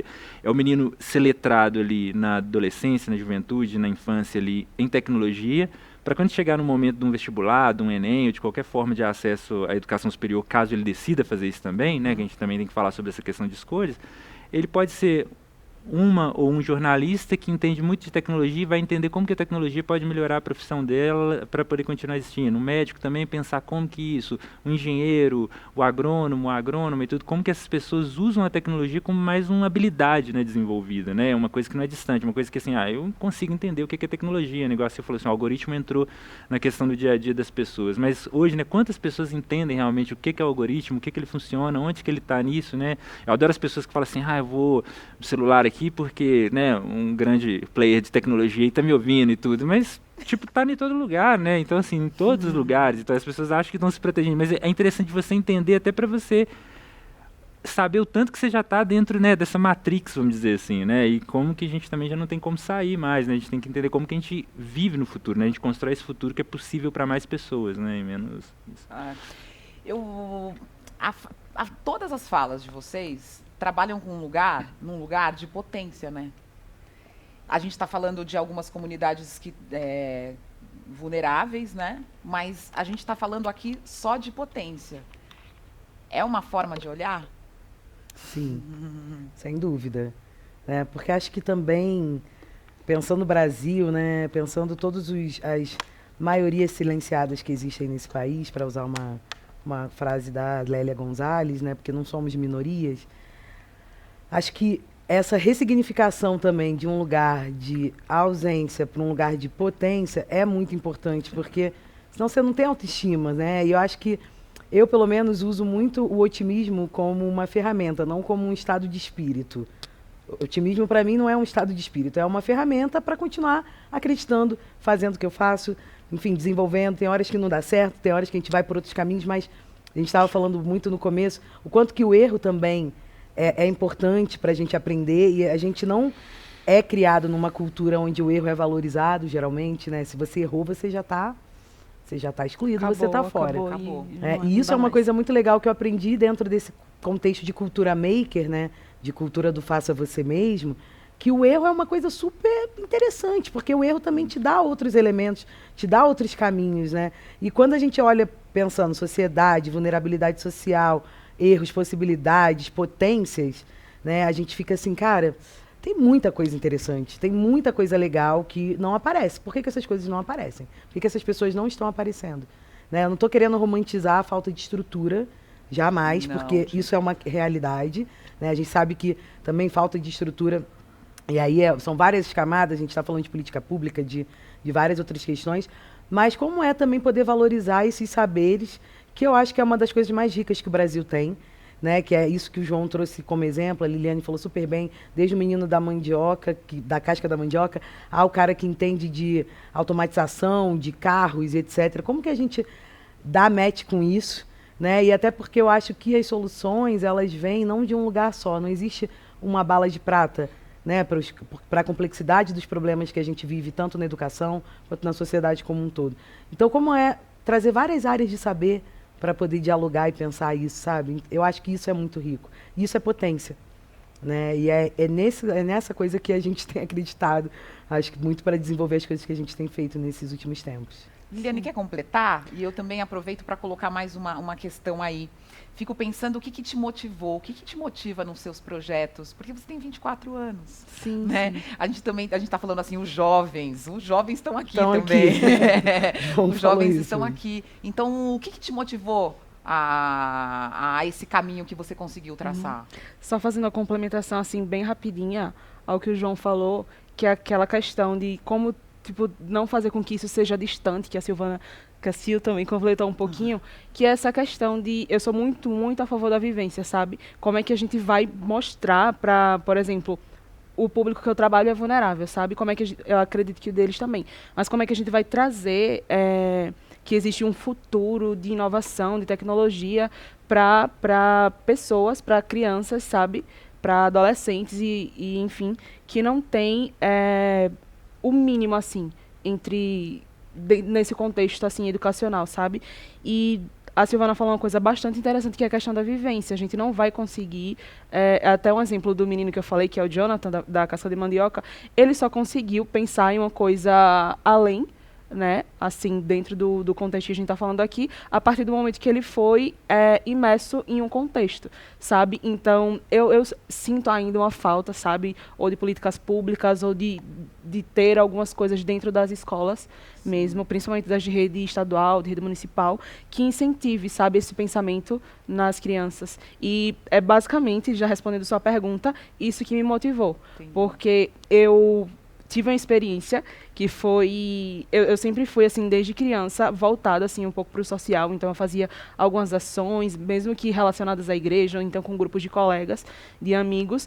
E em uma delas, eu fiquei um pouco mais incomodada do que as outras, sabe? A gente estava distribuindo cestas básicas para uma campanha de Natal. E foi numa comunidade onde funcionava o antigo lixão, lá de Maceió. E aí, a gente foi entregar para uma moça uma cesta básica, e ela falou, nossa, eu tô super feliz que vocês trouxeram isso, infelizmente vai acabar, né, não vai durar para sempre, mas quando vocês estiverem em casa, que vocês forem jogar a comida que vocês não comeram, quando forem colocar no saco de lixo, veja como é forte, é pesado, sabe? Quando vocês forem jogar fora, vocês não coloquem misturado com pó de café, nem com nada, coloquem no saquinho separado, porque quando chega aqui, a gente ainda consegue aproveitar, fazer alguma coisa. E, por incrível que pareça, existe essa realidade. Eu nunca tinha vivenciado assim de uma forma tão forte. E aquilo me pesou bastante, sabe? Me trouxe uma culpa absurda, embora não gerasse assim, esse desperdício, mas me trouxe uma culpa absurda. E, por mínimos que fossem os meus recursos, eu vi que eu podia fazer alguma coisa, sabe? Não só por essa pessoa, mas por diversas outras pessoas. E eu acredito muito no empreendedorismo social para isso. Por isso que eu escolhi isso para minha vida. Hoje eu trabalho com empreendedorismo social através de Amits, através de uma outra rede também.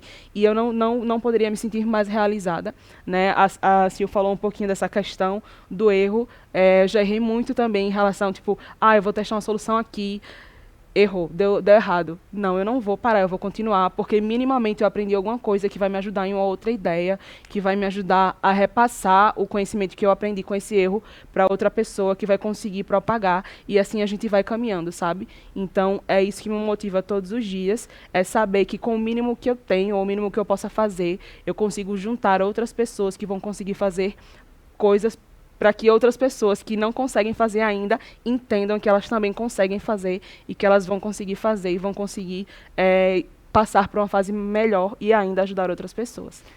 Ai, que bom. A gente fica até um pouco otimista, não é? Esse otimismo aí que move a gente.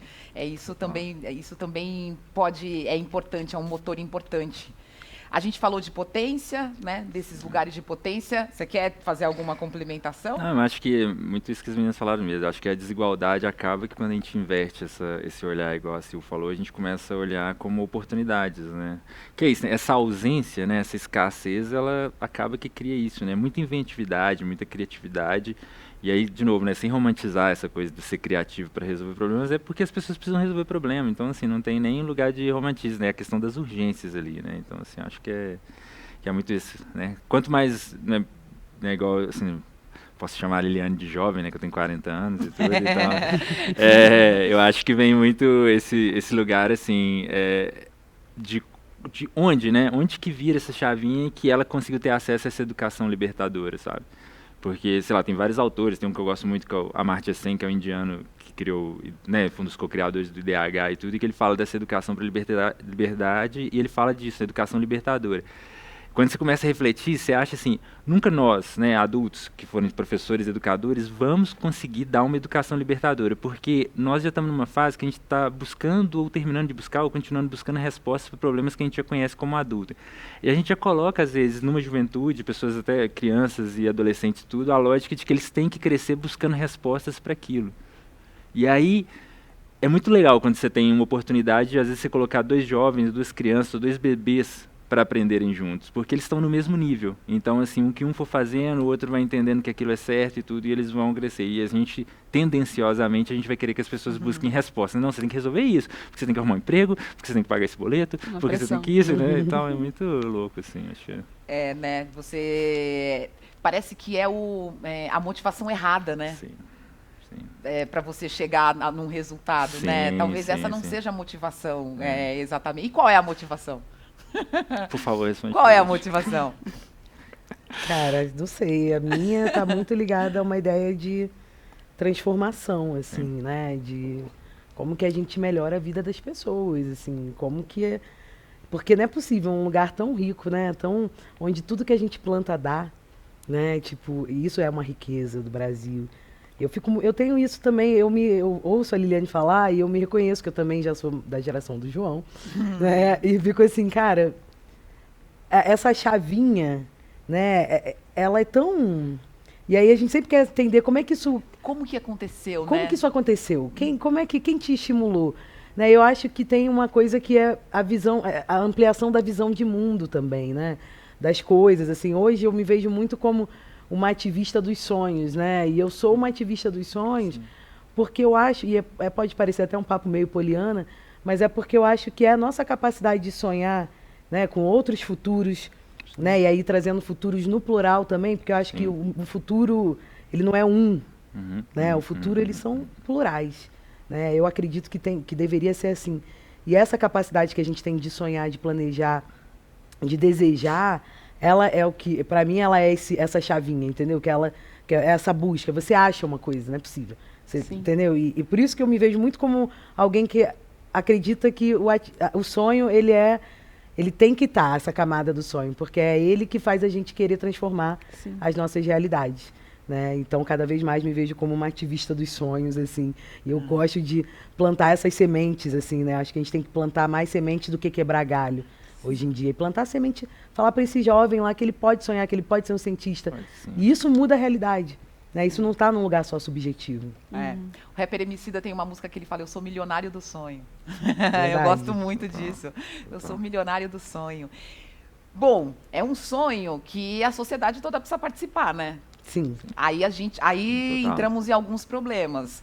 Tem a sociedade civil organizada, o poder público.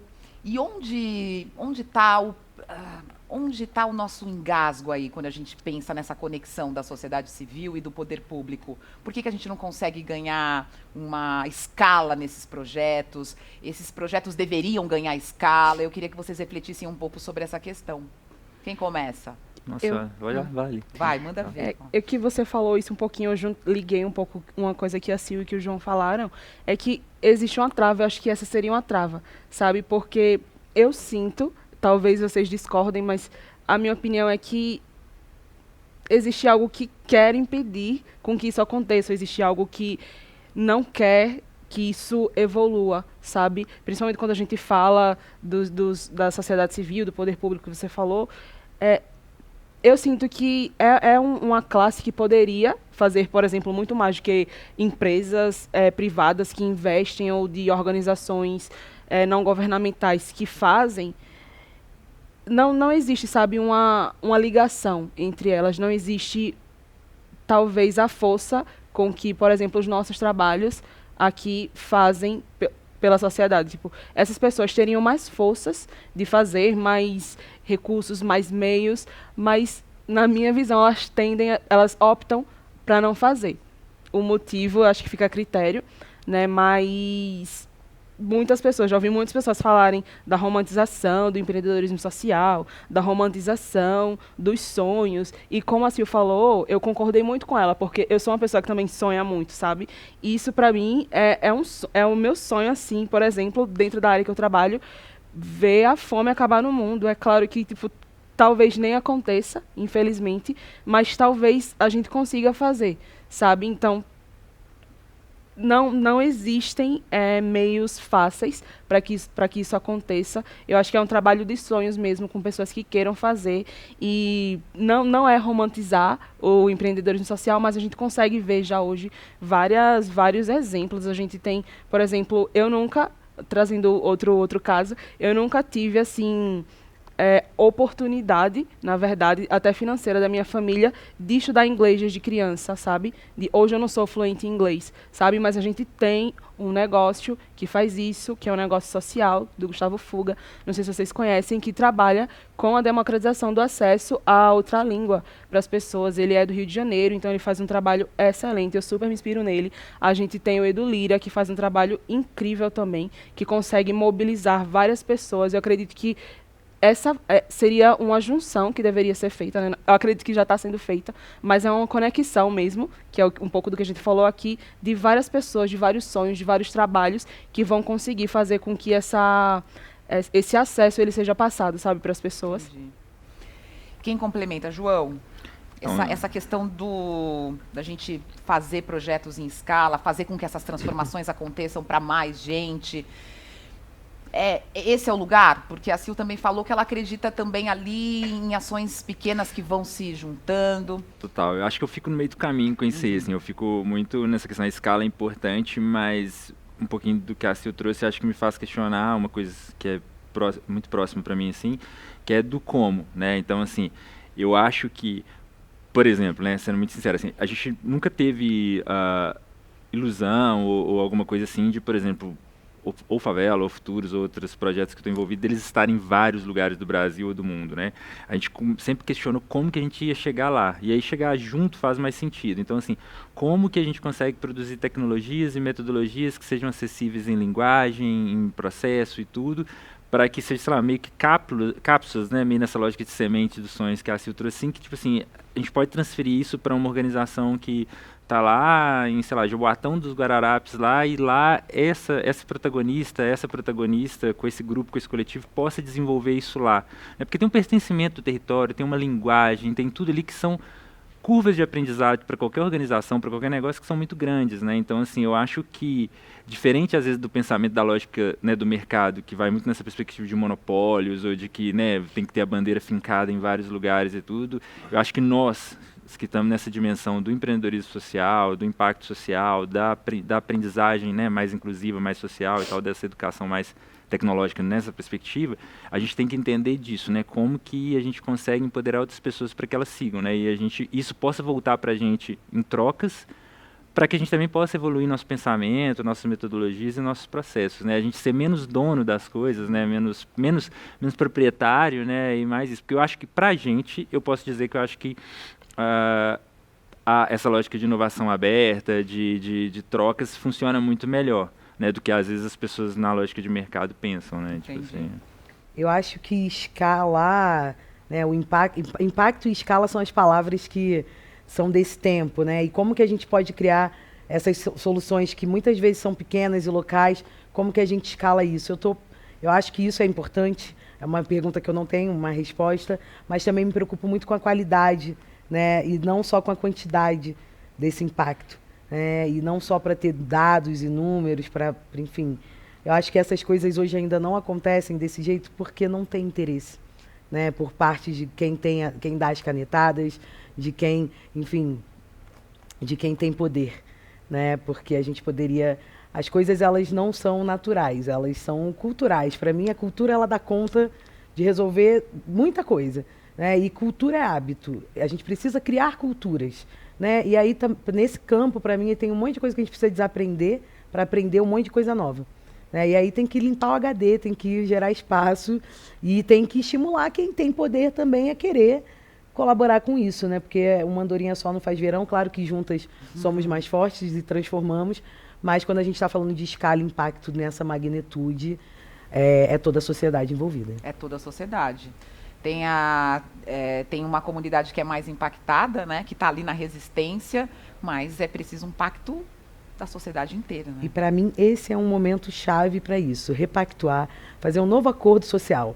Né? Acho que a pandemia, tudo isso que a gente está vivendo em 2020, 2021, embora tenha muitas questões, assim, mas eu fico sempre querendo, mais uma vez, o otimismo como ferramenta, entender o que pode ser bom. E eu acho que o que poderia ser bom é repactuar os nossos acordos sociais hoje. Né? Olhar para tudo que isso que a gente tem vivido nesses últimos meses, como que a gente pode melhorar. Né? É importante para todo mundo. Né? Não é só para uma parcela, não é só para quem está mais vulnerável. Né? Acho que a Covid ela vem, inclusive, para mostrar muito isso para a gente. Né? Que não é só sobre isso, sobre a sua classe social, sobre a sua cor, mas tipo, a gente está no mesmo barco, assim, em lugares diferentes dentro dessa embarcação, né? Mas o mundo é o mesmo. Então... É o mesmo, você tem toda a razão. Vamos a esse pacto, gente, vamos a esse pacto. Vamos. Já vou deixar essa sua reflexão aqui, abrindo os nossos comentários finais. Porque eu acho que é uma boa reflexão. Né? Passou rápido, né? É uma boa reflexão aí para fechar essa questão. E o que você me diz? Como é que a gente faz esse pacto, hein? Não vou fazer essa pergunta difícil para você, mas eu queria que você falasse um pouco sobre como você pensa que a gente pode efetivamente avançar nessa transformação, né? Eu concordo totalmente com o que a Silvana falou. Não existe, para mim, outra forma se não for todo mundo de mão dada, sabe? Tem que ser não tem que ser, mas eu vejo como um trabalho de formiguinha mesmo, sabe? Uma rede, um conhece, outro conhece, e assim vai passando para todo mundo, para a sociedade, para como a Silvana falou, quem dá a canetada, para quem está envolvido, para quem vai receber, para quem vai repassar, porque realmente sozinho a gente não consegue, mas todo mundo junto, assim, mão dadas, uma grande rede, assim, com certeza funciona. Vai que dá. Vai que dá. João, já temos uma conexão aqui também que já se formou aqui, não? Sim, total. Então, eu acho que é muito essa perspectiva da gente repensar, né? Acho que quando a Sil traz essa questão da cultura da tecnologia, a gente repensar a proposta das tecnologias, né? E aí eu acho que no acesso a essas tecnologias, no aprendizado a elas, mas também de quando a sociedade, a humanidade está empoderada dessas tecnologias e decisões, né? E aí eu vou deixar uma reflexão do dia a dia, né? Eu estava tomando café hoje, né, de manhã, antes de vir para cá, pro evento, e aí eu estava olhando assim, eu estava comendo uma salada de frutas e eu vi que, tipo assim, nenhuma das frutas, a uva não tinha semente, a laranja não tinha semente, e tudo assim. Então, assim, onde que a gente começou a decidir isso, né? Que a gente usar a tecnologia para poder otimizar as coisas de uma forma que não resolve, por exemplo, um problema que o negócio da Liliane está tentando resolver, que é a questão de acesso à alimentação, entende? Claro. Por quê? Por quê? Entendeu? Acho que é isso também. Acho que tem que ser mais responsável com o uso das tecnologias e democratizá-las, né? Para que outras pessoas façam escolhas melhores do que as nossas gerações já fizeram. Eu saio aqui mais otimista, inspirada e assim com a convicção que a gente precisa realmente ter esse pacto. Esse pacto é importante e que as vozes, todas elas, têm que ser ouvidas, porque senão a gente não vai conseguir chegar em lugar algum. Sim. Quero agradecer muito a presença de vocês. Que prazer estar aqui. Voou esse tempo aqui. Quero agradecer em nome da Fundação Telefônica, ao João, à Silvana, Ali. Muito obrigada. Agradecer a você que está nos acompanhando, que quer refletir, que quer pensar sobre a nossa sociedade, que esteve aqui com a gente. O nosso evento continua, então por isso, fique de olho na programação. Continue com a gente. Foi um prazer estar com vocês. Um prazer estar com vocês. Muito obrigada.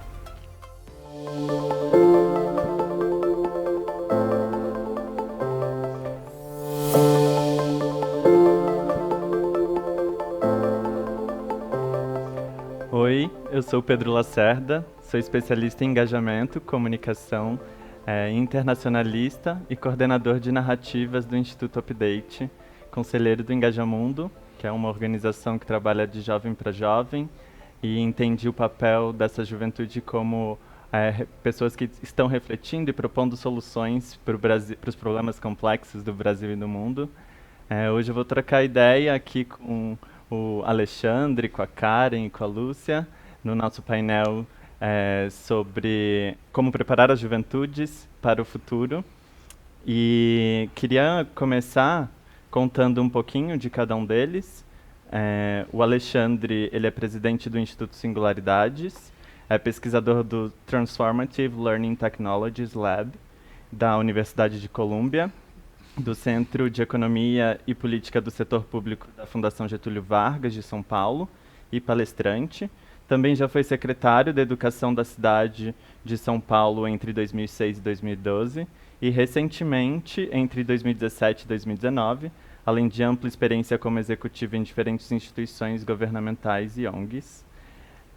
Também estamos com a Karen Canaan, que é sócia da École 42 São Paulo, ou Escola 42 São Paulo. Ela é considerada uma das melhores escolas de programação do mundo. A executiva atuou como diretora da Endeavor por 6 anos, cursou especialização em empreendedorismo e liderança nas universidades de Harvard e MIT, e é pós-graduada em inteligência emocional pelo Instituto Albert Einstein. E a Lúcia Delaniello, ela é doutora em educação por Harvard e atualmente é diretora-presidente do Centro de Inovação para a Educação Brasileira, o CIEB. Tem experiência multidisciplinar no público, privado e terceiro setor, e destaca sua atuação como secretária do Estado de Desenvolvimento Econômico Sustentável de Santa Catarina. É um prazer receber vocês aqui com a gente. Vai ser um momento de muitas trocas, a gente vai conseguir conversar, falar um pouco de educação. Mas eu queria iniciar nosso papo dizendo que hoje a gente vive uma situação no Brasil que o desemprego ele tem assolado bastante, principalmente as juventudes, e que têm sido muito impactadas. E de acordo com o Atlas das Juventudes, que foi essa pesquisa lançada no início desse ano, durante a pandemia, 1 em cada 4 jovens acaba repetindo o ano e abandonando a escola. E com relação a trabalho, 1 em cada 4 desses jovens gostaria de trabalhar mais, mas não tem encontrado emprego ou acabou desistindo de procurar emprego. E um dos principais desafios para essa próxima geração é como que a gente vai preparar esses jovens para se colocarem dentro do mercado de trabalho. E aí a minha pergunta para vocês três, para a gente começar o papo, quais são essas perspectivas do ensino para esse futuro, pensando nessa nova geração? E aí essa geração é a geração Z, é um termo muito do mercado, mas acho que vale a gente ter isso como ideia, que se a gente olha pelas formas como eles têm interagido com o mundo nas redes sociais, o ir fazendo, o construir o conhecimento a partir do fazer, bem maker mesmo, quais são essas perspectivas que vocês encontram que se relacionam com essa geração? Livre. Quem quiser começar. Posso começar dizendo que eu acho que não é preparar essa geração para o mercado de trabalho, é preparar essa geração para o mundo que ela vai viver, que é um mundo permeado por tecnologia, não só no mundo do trabalho, mas no mundo social, das relações sociais. E nós estamos vivendo um momento que eu acho que é um momento de inflexão da civilização muito interessante, de nós escolhermos qual é o tipo, qual é o papel e qual é a grande função da tecnologia na nossa vida. Quando você olha hoje, os autores, tem alguns que colocam a tecnologia como algo inevitável, como a inteligência artificial assumindo várias funções que eram consideradas funções humanas e como se isso fosse inevitável. E eu vejo que, ao contrário, nós estamos num momento da civilização que nós temos que escolher que atividades e que tarefas nós queremos manter como atividades humanas e quais são aquelas atividades que nós podemos e devemos transferir para a inteligência artificial e para a máquina. E isso vai requerer um posicionamento crítico da nossa geração e desses jovens que vão ser os grandes usuários e que vão ser os cidadãos daqui para frente, dessa sociedade, que vão ter que conviver com essas escolhas. Então, o que eu sinto é quando a gente fala de tecnologia e preparar os jovens, não é preparar para o mercado de trabalho, é para preparar para esse mundo que vai ser mediado por tecnologias e ele saber fazer um uso crítico e responsável dessa tecnologia. Então, por exemplo, programação é uma competência digital, sem dúvida, uma nova forma de linguagem, mas não é a única para você entender e exercer a sua cidadania plena num mundo mediado por tecnologia, né? É uma competência, mas que ela tem que ser acompanhada de outras competências digitais também, digitais e não digitais, para que você possa realmente fazer, ser um cidadão pleno e exercer todos os aspectos da sua experiência como ser humano no mundo. Sim. Eu vou pegar o gancho da Lúcia sobre educação para o mundo, né, e educação para a vida também. Então, que é no fundo a mesma linha, mas eu quando estava na época de escola jovem há mais tempo, era o que você vai fazer da vida. E a minha educação estava muito ligada ao que eu queria escolher como um ofício. Né? Não passava por uma educação do ser humano, ou seja, o indivíduo não é um agente ativo ali participando da jornada de aprendizado. Então, eu não era uma pessoa que podia protagonizar dentro da minha academia ali, dentro do espaço que eu tinha. Então eu tinha que aprender naquele horário, o que me diziam que eu tinha que aprender, o que ia cair, o que eu ia fazer para o que eu queria aprender, porque aquilo ia me colocar num trilho, onde eu ia conseguir um emprego, e aquilo era muito linear. Né? E a receita para o sucesso era você estar na faculdade, aí você vai conseguir um estágio, aí desse estágio você vai ser contratada. Então, assim, não era uma educação que olhava para, se eu tenho uma ferramenta como tecnologia, como é que eu vou utilizar? Né? Para o bem, para o mal, posso construir, posso destruir, eu não sei quais são os meus valores, consigo rever meus valores? Quem sou eu na fila do pão? Tipo, o que eu quero, o que eu gosto, o que vim fazer, por que estou aprendendo isso? Né? De que forma eu aprendo? E o que eu aprendo, eu estou consumindo... Como eu uso isso no dia a dia. Exato. Eu estou conseguindo transformar essa informação em conhecimento, e esse conhecimento para quê? Né? Então, eu acho que a educação, educar-se, né? Isso tem a ver com a vida, com o mundo que você está inserido, com a sociedade onde você pertence. Então, eu acho que é dividir. Olha, então tem soft skill e hard skill. Então, a gente contrata um profissional e, de repente, vem um ser humano junto. Não! Não, o ser humano está ali, sempre esteve, mas em que momento que a gente esqueceu que ele faz parte de todo esse processo, né? Então, se a gente fala de habilidades para o futuro, pensar no amanhã, é como a gente pode se conhecer cada vez mais, entender onde estão os nossos interesses, as nossas motivações, aonde a gente quer se engajar, pertencer, não caber. Então, acho que passa por essa educação de vida inserida no mundo, entendendo quem você é, né? E que ator você quer ser. Dentro desse universo. Eu acho que a lei traz bastante isso também no Singularidades, né? De trazer essa função do professor também como esse agregador, né? Tanto das habilidades quanto um pouquinho pra gente. Sem dúvida. Eu acho que tanto os professores vão ter que mudar, a gente vai ter que mudar o nosso processo de formação dos professores, porque se a gente quer que eles formem estudantes para esse mundo novo, eles têm que ser formados também olhando para esse mundo novo, né? Não com o jeito antigo. Eu queria pegar 2 pontos, um em relação ao mundo do trabalho, outro em relação à questão da vida, que estão, para mim, muito interconectados, né? Acho que a gente está vivendo um novo momento da tecnologia, em que tecnologia, o mundo físico, o mundo biológico, o mundo digital, eles vão estar interconectados, né? Internet das coisas, biotecnologia, é um outro tipo de mundo que está se construindo aí. E a gente tem, se de um lado a gente tem, e isso é um dado de um relatório do Fórum Econômico Mundial, um número elevadíssimo de empregos que vão deixar de existir, segundo o Fórum Econômico Mundial, cerca de 85 milhões, a gente tem um número elevadíssimo de ocupações que vão passar a existir. Então, como é que a gente vai trabalhar para que a gente mude um pouco aquilo que a Karen falou, quer dizer, a nossa geração é uma geração em que as coisas estavam muito claras. Você fica até os 17 anos no ensino básico, depois você faz mais 4 anos na universidade, em alguns países 3 anos, mais um mestrado de 1 ano, e aí você vai trabalhar. Você trabalha mais uns 30 anos, 35 anos, e aí você vai descansar. Teoricamente, esse era o desenho da vida das pessoas até aquele momento.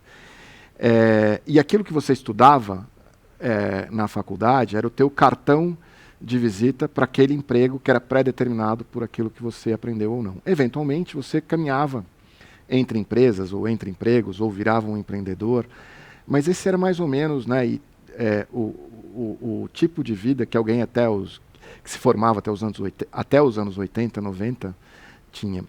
O que a gente tem agora diante de nós é um desconhecido, é um mundo em que as ocupações estão mudando muito rapidamente e em que os empregos estão deixando de existir, mas quer dizer, os empregos deixam de existir, mas a ocupação não, a necessidade de ter alguém realizando não deixa de existir, são realidades novas, né? Então, eu acho que tem duas mudanças que a escola precisa fazer.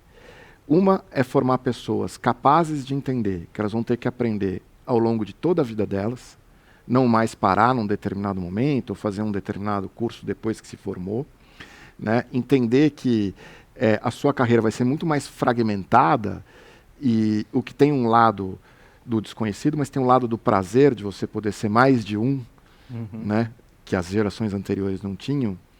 Aliás, eu roubei isso de uma conversa preliminar com a Karen.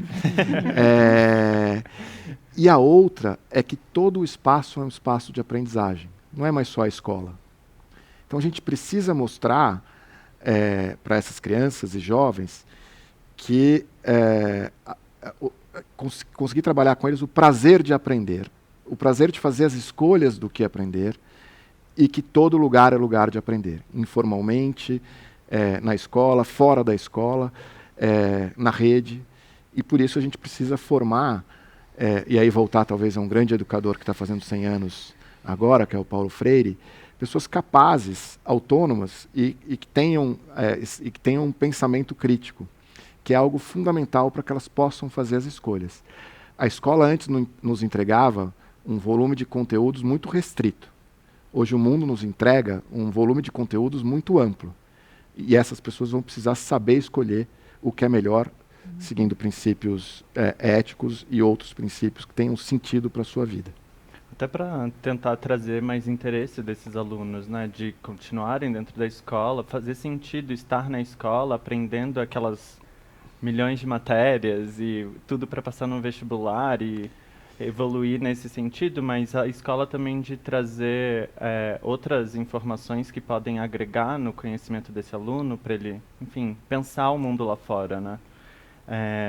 E eu acho que, e aí já puxando esse gancho, assim, de como que isso é construído também, sobre a programação. Programação é uma das habilidades que estão dizendo aí que vai ser a habilidade básica no currículo escolar.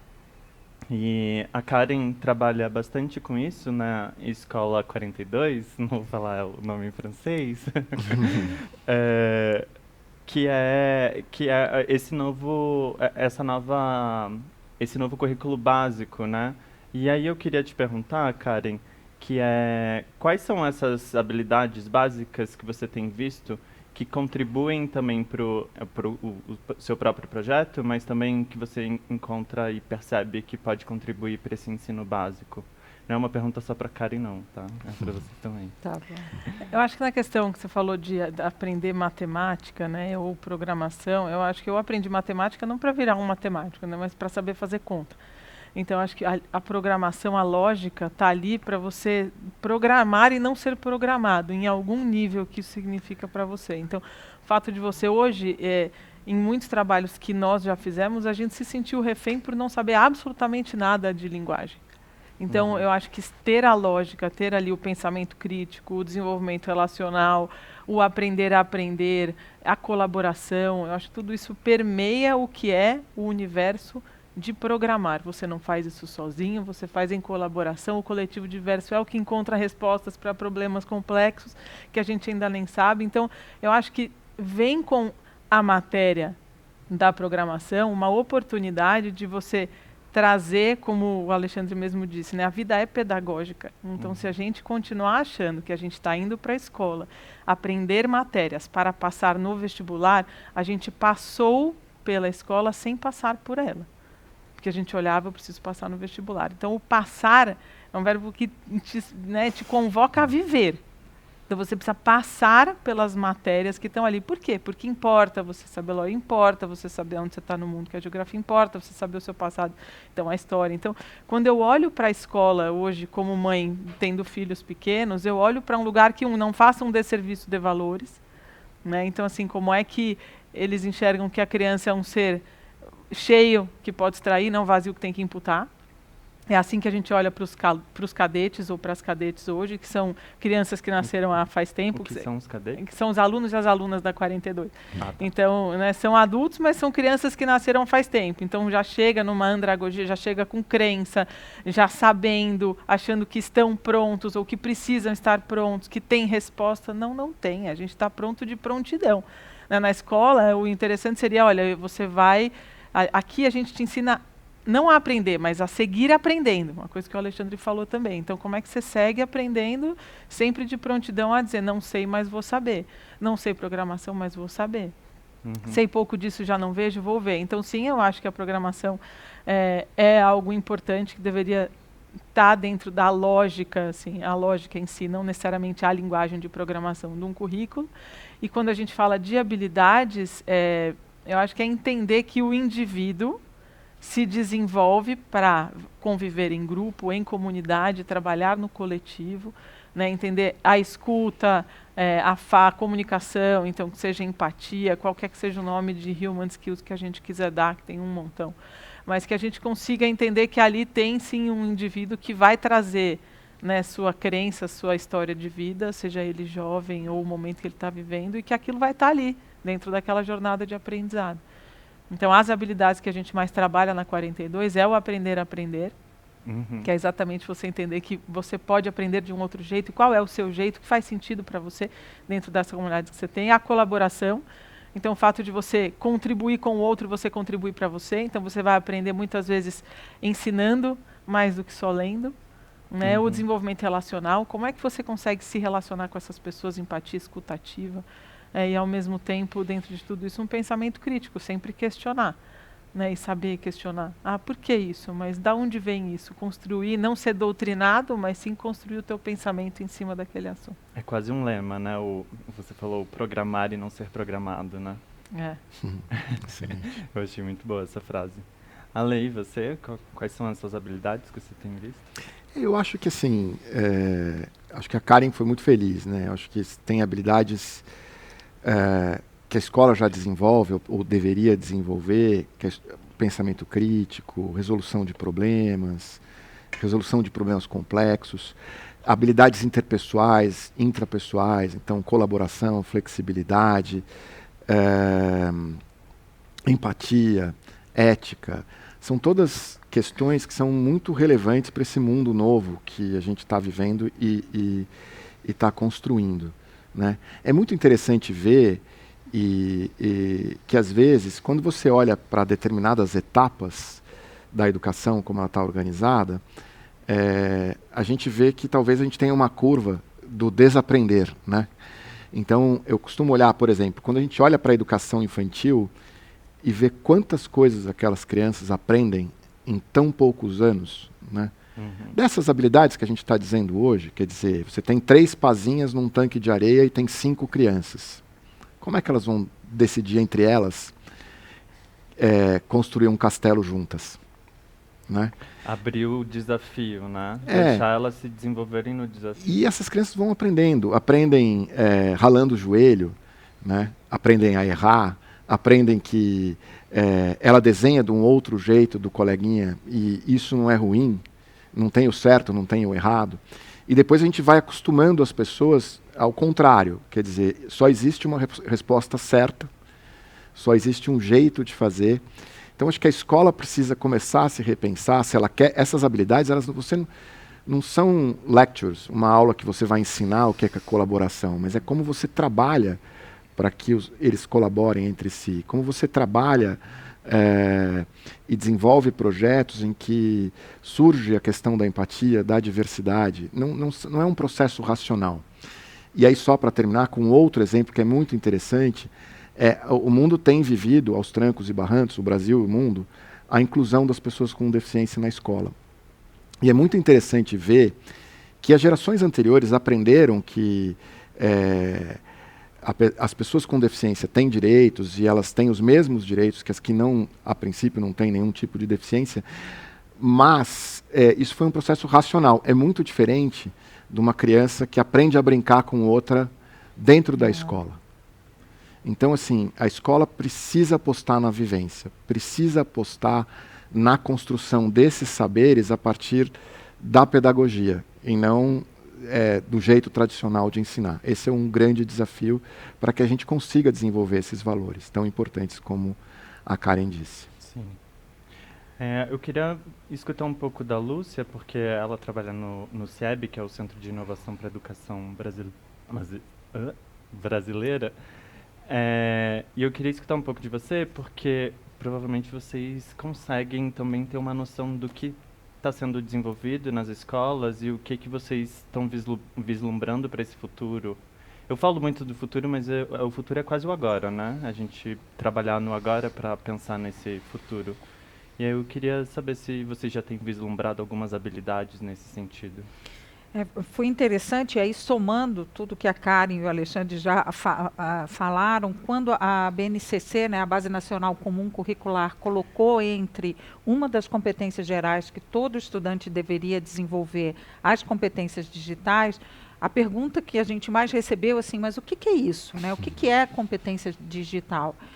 E além de todas essas questões relacionais que têm muito a ver com a tecnologia, nós agrupamos e até desenvolvemos alguns currículos de referência para ajudar as redes a dizer o que você trabalha em relação à tecnologia para desenvolver competência digital.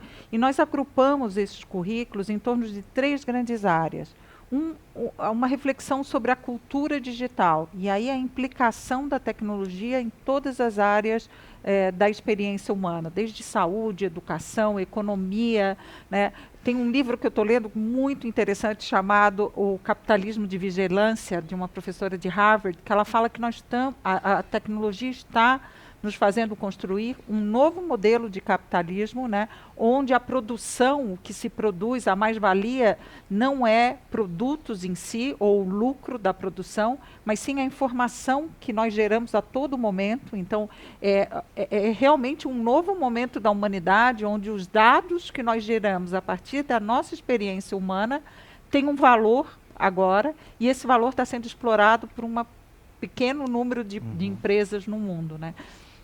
Então, ela descreve que talvez nós estejamos vivendo um momento, por isso que eu falei da importância da reflexão, de uma inflexão mesmo do capitalismo e dos meios de produção humana. Então, nós juntamos uma área de conhecimento que é fazer essa reflexão. Quais são as implicações, os impactos da tecnologia em todos os setores da sociedade. Um outro grande grupo é pensar no mundo digital. Eu acho muito interessante que as pessoas... aqui tem Wi-Fi. Você sabe o que é o Wi-Fi? Você sabe o que é uma rede sem fio? Porque o que é uma placa de computador? Então, assim, hoje o que era... Eu sempre lembro desse exemplo, né? Todos nós estudamos o que era um motor a combustão. Lembra? Porque o motor a combustão foi o grande ponto de inflexão da Revolução Industrial. Hoje, nós temos o chip de um computador que está revolucionando a maneira com que a gente vive em várias dimensões, e a gente não sabe exatamente o que é um chip. Agora estão faltando chips de produção no mundo. O que é exatamente essa pecinha, né? Então, tem um conhecimento quase que físico da tecnologia que todos os estudantes precisam aprender minimamente. E um terceiro eixo que a gente chama de pensamento computacional, e muita gente confunde computacional com ligado a computador, mas que é uma habilidade humana, que é a capacidade de você estruturar os problemas e decompor esses problemas e construir passos de resolução desses problemas, que antigamente a gente chamava de raciocínio lógico, né, mas hoje tem esse nome bonito do pensamento computacional, que é exatamente você saber resolver problemas e usar a tecnologia a favor da resolução desses problemas. Então, mundo digital, cultura digital e pensamento computacional são 3 grandes áreas que, claro, tem vários conhecimentos embutidos aí em cada uma dessas áreas, mas que nós consideramos essencial para que todos os alunos, todos os estudantes brasileiros tenham um mínimo de conhecimento para serem cidadãos plenos nessa sociedade do século XXI.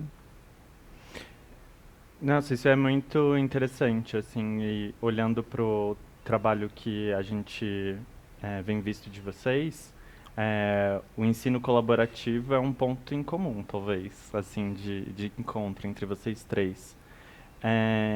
Tem e esse ensino colaborativo, ele torna esse indivíduo protagonista do próprio conhecimento, então ele busca o conhecimento ativamente, ele quer entender aquele conhecimento atrelado ao universo e à realidade dessa pessoa.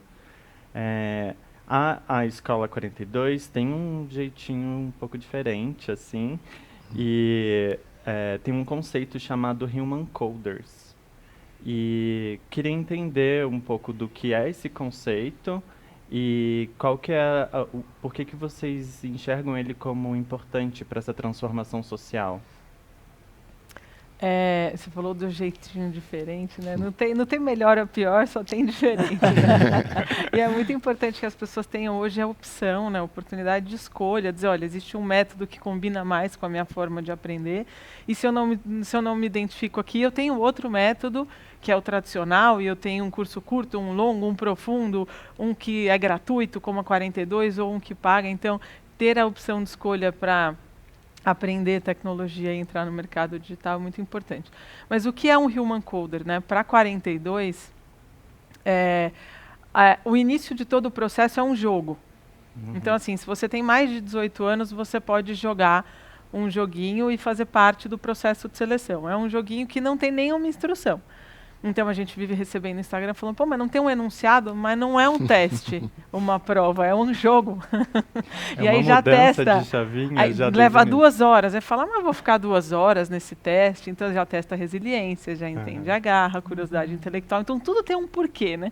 Tem uma segunda fase, que é um papo onde a gente explica, olha, 42 é um lugar onde você aprende entre pares, aonde é 24 horas, existem contornos, é uma liberdade assistida, você vai ter que gerir teu horário, né, é gamificado, então não é tão difícil que você não consiga sair, mas também não é tão fácil para que você se desmotive estar.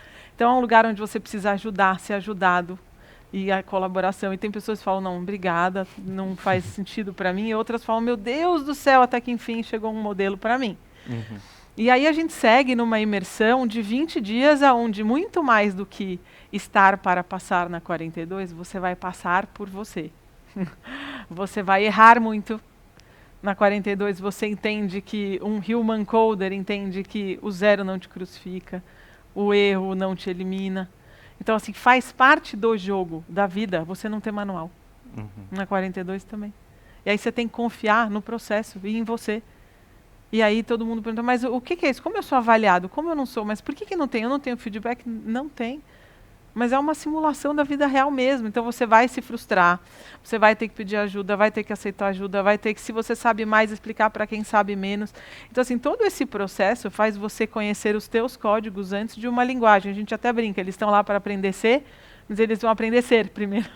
Então tem uma linguagem do ser aí que e tem gente que não dá conta. Não dá conta, diz assim, nossa, mas como é que eu vou explicar para o meu pai aos 39 anos que eu tirei 0? Para tudo tem uma primeira vez. E tá tudo bem, você segue no processo mesmo, porque a gente aprende, eu aprendi, todo mundo é muita gente, né? Nunca é tempo demais. Mas eu era resumida a uma nota. E essa nota... Todo mundo, né? Já assim, essa nota era dita em alto e bom tom. Né? Karen, 4h45. Aí você fala, não volto para cá amanhã. Então, assim, como é que esse processo todo constrói e faz esse indivíduo rever seus valores, rever a que ponto está, como ele lida com essas situações. Então, tem exercícios, por exemplo, onde você se junta com um grupo, o algoritmo te junta com pessoas que você nunca fez um exercício. E aí você tem o final de semana para fazer um exercício e na segunda-feira você vai apresentar o código do grupo. E aí chegam 2 ao invés de 3. Eu digo, cadê o terceiro elemento?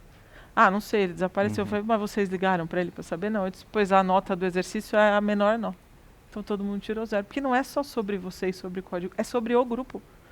Então, assim, entender que neste processo onde ele vai passar por ele, e não para passar, é um processo onde ele vai revisitar. Então, ao final dessa trilha de fundamentos, ele se torna um Human Coder, não só porque ele aprendeu uma linguagem, vai sair um engenheiro, uma engenheira de software, mas porque sim, ele teve a oportunidade, espaço de ser autônomo de uma jornada, de protagonizar, de exercer certa flexibilidade de acordo com o teu tempo, vai ter que se autogerir, se autoconhecer. Então, é um convite, uma convocação que não é para todos, né, mas que faz sentido para muitos.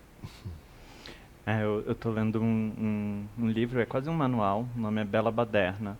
E ele fala, em um dos pontos, ele fala do colocar os impactados no centro. Você entender primeiro quem são os impactados e quais são as necessidades, para depois você iniciar um trabalho, uma ação, uma campanha referente a essas pessoas, né? E quando eu li sobre a escola, eu fiquei pensando muito nisso, assim, para mim vocês invertem o sentido do tipo, vou criar alguma coisa que faça sentido para o mundo, mas antes de você criar essa coisa, você conversa com as pessoas que vão usufruir daquilo, né? E aí, pensando nisso, sobre inovação, queria saber da Lúcia, como que tem sido essa atuação de vocês para acelerar a inovação na educação brasileira e quais são os resultados que vocês têm colhido durante esse tempo? E também entender um pouquinho mais do que talvez seja inovação na educação. Eu ia começar por aí, né? Na realidade, a gente pega um pedacinho da inovação, que é a inovação mediada por tecnologia, né? O CIEB, o Centro de Inovação para a Educação Brasileira, escolheu apostar na tecnologia como uma indutora de inovação. Mas tem outros fatores, muitos outros fatores, que induzem a inovação educacional, que não tem nada a ver com a tecnologia. Nós, quando estávamos pensando e planejando criar o CIEB, foi nesse olhar, olha, a tecnologia está impactando diversos setores da sociedade, nós no Brasil temos grandes desafios na educação, vamos ver qual é a aposta, qual é a alavanca que a tecnologia pode ser, ou pode oferecer para que a gente acelere a solução desses desafios. E aí nós temos um conceito de escola conectada que vai muito além da conexão à internet e à presença do computador, né? Ela tem que ter professores que acreditam que a tecnologia ajuda eles na missão de ensinar, na ação de ensinar, que tenham competências digitais, ela tem que ter um conjunto de recursos educacionais digitais alinhados com o currículo, com os objetivos de aprendizagem. Ela tem que ter uma visão muito clara, né, qual é o papel da tecnologia e é muito importante isso, porque às vezes, no começo, quando se começava a falar de tecnologia na educação, os professores tinham medo que seriam substituídos. E a pandemia foi ótimo para ensinar que o professor continua e continuará sendo talvez o fator mais importante de um processo educacional. E a tecnologia é um meio de ajudar o professor a ampliar a capacidade que ele tem de promover a aprendizagem dos seus alunos. E nós acreditamos que a tecnologia ela é muito importante para oferecer algo que a Karen falou, que é essa personalização da experiência de aprendizagem.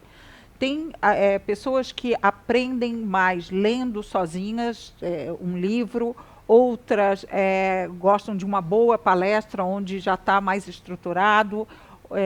E geralmente o que mais gera aprendizagem é uma mistura de todas essas estratégias, dessas experiências de aprendizagem.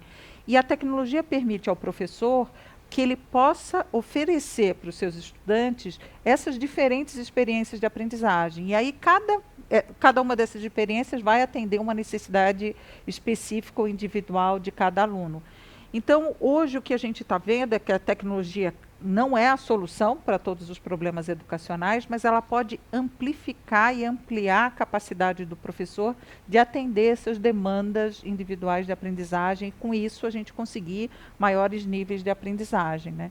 Então, o CIEB ajuda, basicamente, as redes de ensino a criar escolas conectadas, nesse conceito mais amplo de escolas que sabem usar a tecnologia de uma maneira crítica, responsável, ampliando a atuação do professor para promover a aprendizagem, né?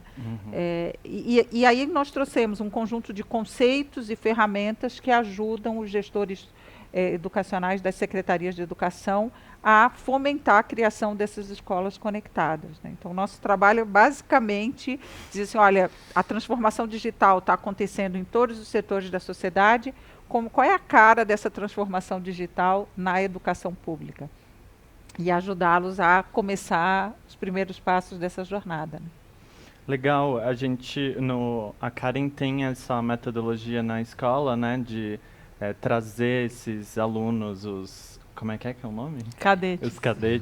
Os cadetes para construir, né, e aprender coletivamente. Eu queria ouvir um pouco do Alexandre também, como que vocês enxergam dentro do Instituto Singularidades essas práticas inovadoras para colocar os profissionais da educação.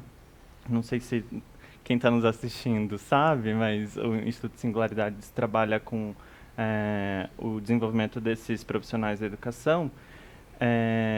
Eu queria saber um pouco mais dessas tendências e como vocês têm construído isso dentro do Instituto, atrelando a tecnologia ou não também, ou ser mais nesse âmbito mais humanizado de entender essas outras habilidades que são mais softs. Legal. O Singularidades é uma escola de formação inicial de professores, pedagogos que dão aula da educação infantil até os primeiros anos do ensino fundamental, né? E de professores de matemática e letras. E, além disso, a gente faz formação continuada de professores também, né? Cursos de extensão ou trabalho direto com redes públicas, redes privadas, escolas. A gente, neste momento, por conta da pandemia, inclusive, a gente tem uma questão conjuntural e uma estrutural. A conjuntural, como todo mundo, a gente teve que se adaptar ao momento e construir, inicialmente, um modelo de ensino remoto que trouxesse o que é mais forte dos Singularidades, que é a participação dos estudantes. Então, os professores reviram todo o seu processo de planejamento para isso. E agora a gente está voltando num momento em que a gente vai ter parte das aulas presenciais e parte remotas. Então, é um outro tipo de planejamento que implica você conseguir entender o que você deve deixar, eventualmente, para o estudante aprender sozinho, mediado, o que você deve deixar para que ele possa aprender de casa, mas com alguma interação com os colegas, e qual é o momento, o que deve ser legado para o momento presencial. Então, este é um desenho, a gente já estudava a questão do híbrido e tal, mas é um desenho do que está acontecendo este semestre, nesta conjuntura. Do ponto de vista que eu estou chamando de estrutural, é uma mudança um pouco no processo de fazer do SING, mantendo o seu jeito de fazer, que é essa coisa de ter a participação, colaboração entre os estudantes e uma presença nas escolas. A gente está tomando dois tipos de caminhos, né? Mas que são conjugados. O primeiro deles é uma aproximação maior da prática com a teoria. Então, a gente não vai ter mais, hoje, os Singularidades, desde o primeiro semestre, o aluno vai para a escola e vai, de alguma forma, supervisionado pelo professor. A partir do ano que vem, os estudantes vão para a escola, mas nós vamos fazer a formação do nosso supervisor e de um professor da rede pública, no caso, a Rede Municipal de São Paulo, e vamos transformar as escolas municipais em escolas formadoras de professores. Então, a gente tem uma conexão nesse processo de prática, uma dupla supervisão e mentoria. Mas, mais do que isso, o próprio currículo muda para quebrar a barreira entre a teoria e a prática. Então, essas duas coisas, aquilo que ele está aprendendo, de alguma forma, tem que ser parte desse processo. Que ele está aprendendo na escola, ele tem que estar fazer parte do processo curricular e da sala de aula. Então, não tem mais, por exemplo, eu vou ter um determinado autor da Vygotsky, e aí eu vou aprender Vygotsky e depois eu vou pedir para esse estudante olhar para a observação que ele faz em sala de aula e ver se tem alguma coisa ali. Não, na verdade, o que a gente está fazendo é uma mudança em que esses conceitos eles estão integrados com aquilo que ele vai ter que fazer na escola, com o roteiro do que ele vai ter que fazer na escola e com a avaliação, que deixa de ser uma avaliação sobre se ele entende de Vygotsky e passa a ser uma avaliação sobre se ele é capaz de, no campo, não só perceber, mas lançar mão do que ele aprendeu como um futuro professor. Então, esta é uma mudança grande. E, do outro lado, maker e tecnologia. A gente entende que o professor, se a gente precisa de um professor que saiba construir seus planos de aula, todo o seu processo na sala de aula, usando a tecnologia, o Maker, para ele saber isso, ele precisa experimentar na sua própria formação. Então, a gente também está fazendo uma mudança no currículo, e o SING vai ter um laboratório para a formação inicial e futuramente continuada de professores, para que os nossos professores, já na graduação, experimentem, por exemplo, como é que você pega um currículo de ciências e monta um plano de aulas no laboratório Maker, né? Porque no futuro, talvez, a gente não tenha laboratórios, né? A escola seja um laboratório, o professor lance mão daquilo que é mais importante para ele naquele momento, né? E a gente também está fazendo um projeto grande com a Prefeitura de São Paulo, que deve começar no ano que vem, onde a gente vai formar os professores de tecnologia do município, das escolas de ensino fundamental, então são mais ou menos 600 mil alunos, e professores de ciências, para que juntos eles possam criar também planos de aula a partir do currículo da cidade de São Paulo. Então, no fundo, o que a gente está vendo a escolha pedagógica, como a Lúcia colocou muito bem, e a Karen também, quer dizer, a tecnologia, ela pressupõe uma escolha pedagógica anterior, né? E é por isso que os professores também perderam medo, e por isso que as escolas também perderam medo, porque entendem o seguinte, olha, ela sozinha, né, ela muda, inclusive, né? Hoje a gente faz num telefone coisa que não sonhava fazer num computador há 10 anos atrás. Né? E daqui a 10 anos, talvez a gente esteja diante de outras inovações. Mas essa escolha pedagógica, baseada naquilo que a gente entende que os nossos estudantes devam aprender, nos objetivos de aprendizagem, em quem a gente quer formar, ela é fundamental e é permanente. Posso só adicionar uma coisa que o Alexandre falou, que eu acho muito interessante. Hoje, quando me perguntam qual é a competência digital que o professor precisa para implementar o ensino híbrido, eu falo, não é digital, é uma experiência de planejamento, é uma competência de planejamento. E aí você falou que, para mim, eu acho que o grande desafio pedagógico daqui para frente vai ser fazer essa decisão. O que vale a pena trabalhar presencial, de forma colaborativa, e nem de forma, porque o digital também pode ser colaborativa, né? Não o que pode ser e deve ser trabalhado autonomamente pelo estudante, mediado por tecnologia, e o que pode ser totalmente autônomo pelo aluno, a hora que ele quiser, como ele quiser, digital. Então, o professor conseguir pegar um conjunto de conhecimentos ou de objetos de aprendizagem e conseguir fazer esse planejamento, para mim é a grande competência que nós temos que fortalecer nos nossos professores. Não é digital de saber usar a tecnologia, mas é exatamente de pensar o ensino híbrido com tecnologia, né? A tecnologia viabilizando atividades pedagógicas e experiências de aprendizagem, né? Exatamente. Mas é muito importante o que você está dizendo, e a gente tem que bater muito isso, porque a tecnologia tem um charme que é quase irresistível, né? Mas, por exemplo, você vai às vezes numa escola e vê lá um laboratório maravilhoso, né? Cortadora laser, coisas espetaculares e tal. E assim, esse laboratório pode ser usado de um jeito que você ensine o aluno a usar uma cortadora laser. Ou a montar, ou fazer um experimento de robótica que seja fazer um carrinho andar. Sim. Agora, você pode usar esse mesmo laboratório para ensinar massa, velocidade, de um jeito que as coisas... Então, acho que é essa intencionalidade que você colocou, que a gente tem que buscar até para desmistificar o uso da tecnologia, né? Tanto para um lado quanto para o outro, né? Sim, sim. Que até isso está polarizado no mundo. Exatamente. Como se a tecnologia fosse solucionar magicamente todos os problemas de aprendizagem. Ou como se fosse algo que não serve para nada. Ou então de destruir tudo. E Exatamente. É a culpada, somos a vítima. O que eu acho que vocês trazem, assim, que está bem forte para mim, é dar autonomia para esse aluno, né? Também atrelar a tecnologia com como dar autonomia e esse aluno protagonizar o que ele quer, o que ele está desenvolvendo ali, né? Eu penso muito nisso, eu trabalho muito com política, então eu fico pensando no como que a gente desenvolve a consciência política desses jovens na escola a partir do fazer também, porque eles convivem, eles vivem nas suas realidades, e como que a gente traz isso para a realidade da escola?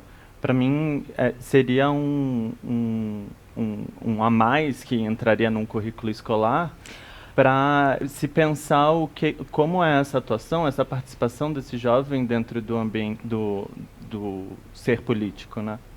Pode falar, Lu. Não, Pedro, eu só ia acrescentar um ponto, porque eu acho que a gente tem que ter um cuidado quando a gente fala também de tecnologia, autonomia para o estudante, como se o estudante pudesse aprender sozinho, se deparando com a quantidade enorme de conhecimentos que existe na rede, né?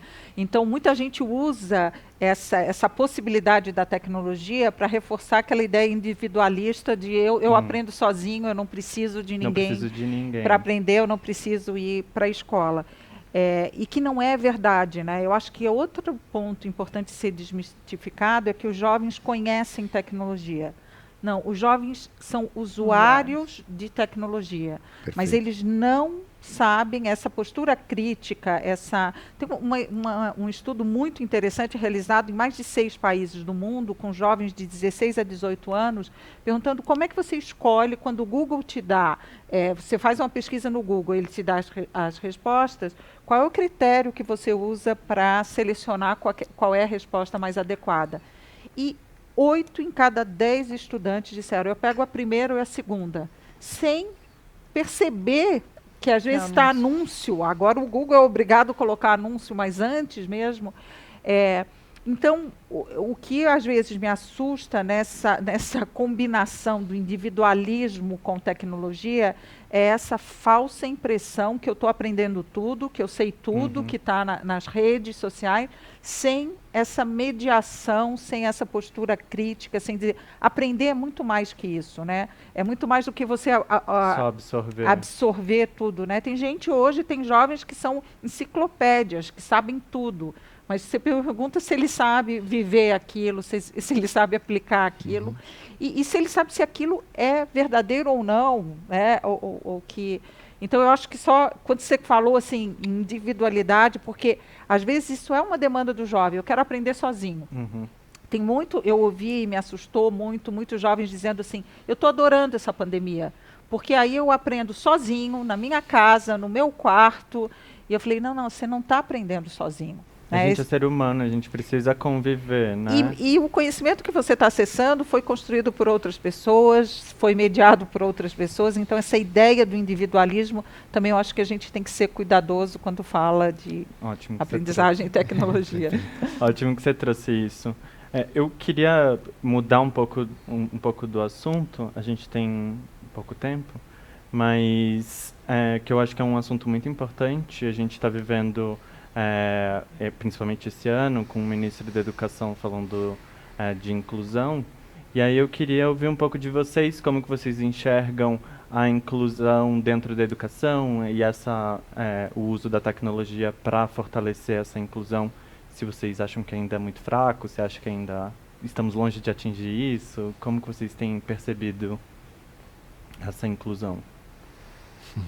Inclusão, eu digo, não só de jovens deficientes, mas também de diversidade como um todo, pessoas transgêneres, pessoas pretas, todo mundo que a gente precisa considerar dentro desse ambiente escolar.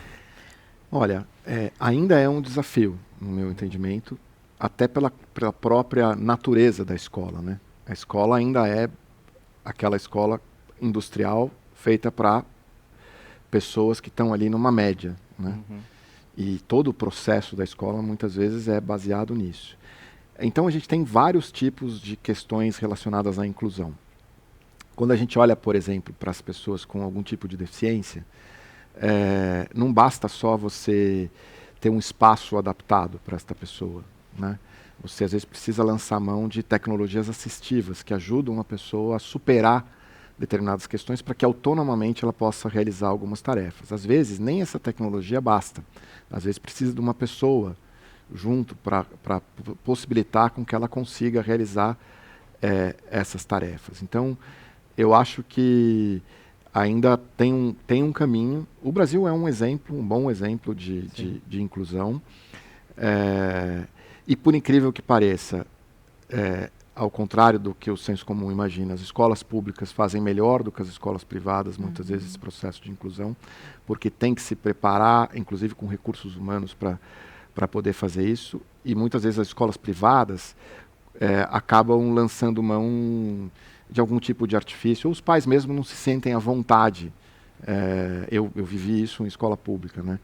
E eu, aliás, tenho história de vida com isso. Eu tenho um irmão deficiente que estudou em escolas especiais e tenho um sobrinho que estudou já nesse período de inclusão. Então, já fiz um PhD informal sobre isso, além do meu trabalho como secretário. Tem um outro tipo de inclusão, que é aquele que você estava falando, de grupos, que aí é um outro, talvez não seja inclusão, mas compreender que esta educação que a gente entregar a mesma coisa para grupos diferentes, às vezes amplia a desigualdade. Então você tem grupos mais fragilizados e são mais vulneráveis. Qualquer pesquisa que você faz no Brasil, você vai ver, por exemplo, que os pretos, meninos e meninas, têm desempenho muitas vezes inferior e estão nos grupos mais vulneráveis da nossa população. Não tem desempenho inferior por uma questão cognitiva, mas porque tem uma série vivem em situação mais vulnerável, em geral, do que os brancos, né? E aí o que acontece? Você precisa trabalhar, e o poder público precisa trabalhar, não só as escolas, para reduzir essas vulnerabilidades. Ninguém aprende com fome, ninguém aprende numa casa desorganizada, ninguém aprende é difícil aprender quando você não tem um lugar, a gente viu na pandemia, né? Não basta você distribuir um tablet se você tem 5 pessoas num cômodo. Exatamente. Né? Então, se a gente quer, de alguma forma, trabalhar a inclusão desses grupos mais vulneráveis da sociedade, a gente precisa entender que, além das políticas educacionais, propriamente ditas, do muro para dentro da escola, o Brasil precisa ter políticas do muro para fora da escola que façam com que essa criança e esse adolescente tenham tranquilidade para estudar. Tenham tranquilidade para não ter que abandonar a escola, eventualmente, para trabalhar, para apoiar a sua família. Isso a gente está vendo hoje no Brasil. O trabalho infantil, que era algo que estava praticamente erradicado no Brasil há 10 anos atrás, está voltando por conta da pandemia. Porque as famílias estão sem recursos, né? Porque o trabalho informal ele foi, de alguma forma, meio dizimado, porque as pessoas não circulam, enfim. Portanto, eu acho que são 2 tipos. Eu acho que tem a questão das pessoas com deficiência, que aí tem tecnologia para isso, tem metodologias para isso, né? E muitas barreiras já foram quebradas, mas a gente precisa continuar, inclusive na cabeça dos próprios pais e familiares, que às vezes não acreditam nos seus filhos. E a outra é da população mais vulnerável, que a escola sozinha não vai conseguir levar isso adiante. Ela precisa ter políticas específicas para esses grupos dentro da escola, mas a gente precisa do poder público apoiando do muro para fora, para que essa criança tenha um caminho suave, sem querer falar da cartilha, que ninguém gosta, mas de casa até a escola e para aprender. A geração conhece. Então tá bom. O Pedro nem sabe do que a gente está falando. Que cartilha é essa? Espero que não saiba. Eu vou pedir para vocês serem bem breves, assim, porque o nosso tempo está apertadinho. E aí depois eu vou para as considerações finais. Maravilha. Eu vou trazer para o meu universo de 42, onde dos 500 alunos a gente tem 40% de vulnerabilidade, 25% de mulher, 65% nunca programou. Então a gente tem neurodiversidade de autista, TDAH, trans. Independente do recorte social, o que os une ali é um comportamento de estar aberto para o novo e de querer de fato aprender. Então, quando a gente fala de inclusão digital produtiva, eu acho que a gente trabalha já numa agenda positiva que está deixando a gente cada vez mais feliz por entender que a 42 está longe de ser a solução, mas acho que uma grande contribuição para o universo acadêmico, mostrando que não tem melhor ou pior, tem diferente. Existe um novo jeito e que a gente pode ser inspiração e pode fazer junto, né? Como um pode ajudar o outro a seguir. E acho que no mercado de trabalho, destruindo ou diluindo um pouco aquele estereótipo de quem programa, né? E trazendo exemplos, tirando o estereótipo que aprisiona e trazendo exemplos dizendo, olha, esta pessoa que... Um cadete disse para mim, olha, eu sou negro, pobre, gay, eu nunca achei que eu fosse passar. E o meu pai disse que esse negócio não era para mim. E eu estou aqui para provar. Em 6 meses ele está trabalhando numa empresa de inteligência artificial, onde ele diz, ninguém me tira hoje o quanto eu sou programador. Então, quando a gente olha para o impacto no fim dessa inclusão digital produtiva, a gente fica muito feliz. Tem muito por fazer ainda. Acho que o pronto é estar de prontidão para cada vez melhorar mais do ponto de vista de diversidade e inclusão, mas eu vejo que todos nós já fazendo, estamos aqui falando, colocando o assunto na mesa, já é fazer algo para mudar. Você quer contribuir? Não, eu já vou para as considerações finais, já dizendo que eu acho, de novo, né, que a tecnologia, o Alexandre falou que tem essa atração da tecnologia como algo novo, como algo atraente, como algo jovem, mas para mim ela está trazendo, a tecnologia traz esse momento de inflexão da nossa civilização, da nossa economia, quando você vê como essas grandes empresas de tecnologia estão se organizando no mundo. E estão tendo, tem um diálogo que eu achei muito interessante entre o Yuval Harari e o Mark Zuckerberg, não sei se vocês assistiram, onde o Yuval fala para o Mark Zuckerberg que assim, não, o livre-arbítrio, cada um faz, quem não gosta de usar a tecnologia não usa, e o Yuval traz assim, olha, nunca na história da humanidade a tecnologia possibilitou tão poucas pessoas conhecer todos os dados da experiência humana, agregar esses dados e explorar esses dados, explorar a experiência humana com recomendações, com sugestões.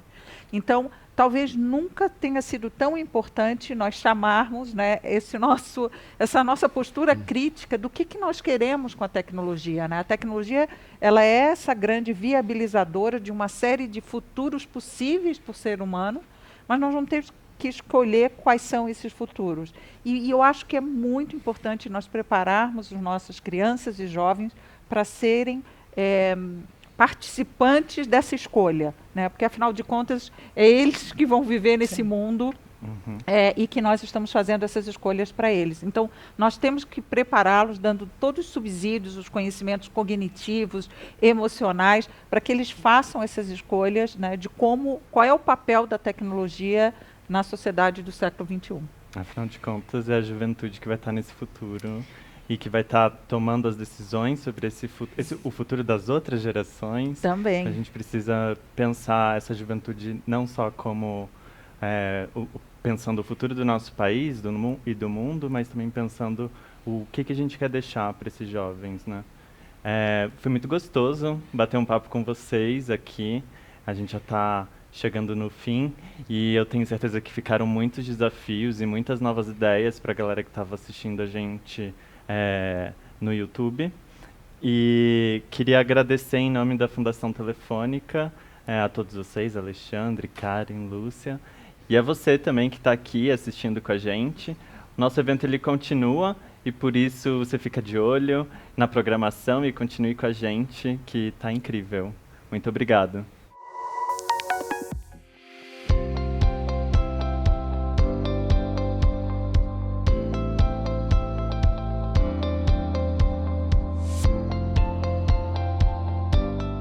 Olá, sejam muito bem-vindos, bem-vindas. Eu sou a Samara Filipe, eu sou atriz, apresentadora, e eu sou mãe de 2 meninas negras que têm se deparado com essa questão do racismo estrutural na pele de uma mãe diariamente. Eu vou conduzir esse bate-papo aqui, esse painel, que tem um tema que deve ser mais e mais discutido e sempre, para que em algum momento, quem sabe, a gente não precise mais discutir isso. Educação antirracista como instrumento de justiça social. E eu estou aqui com convidados que têm muito a dizer sobre esse assunto. Eu quero começar pela Cibele, que é educadora, que foi pioneira na implementação de um projeto para combater o racismo na educação na EMEI Nelson Mandela, em São Paulo, reconhecido pela excelência não apenas no Brasil, mas no mundo.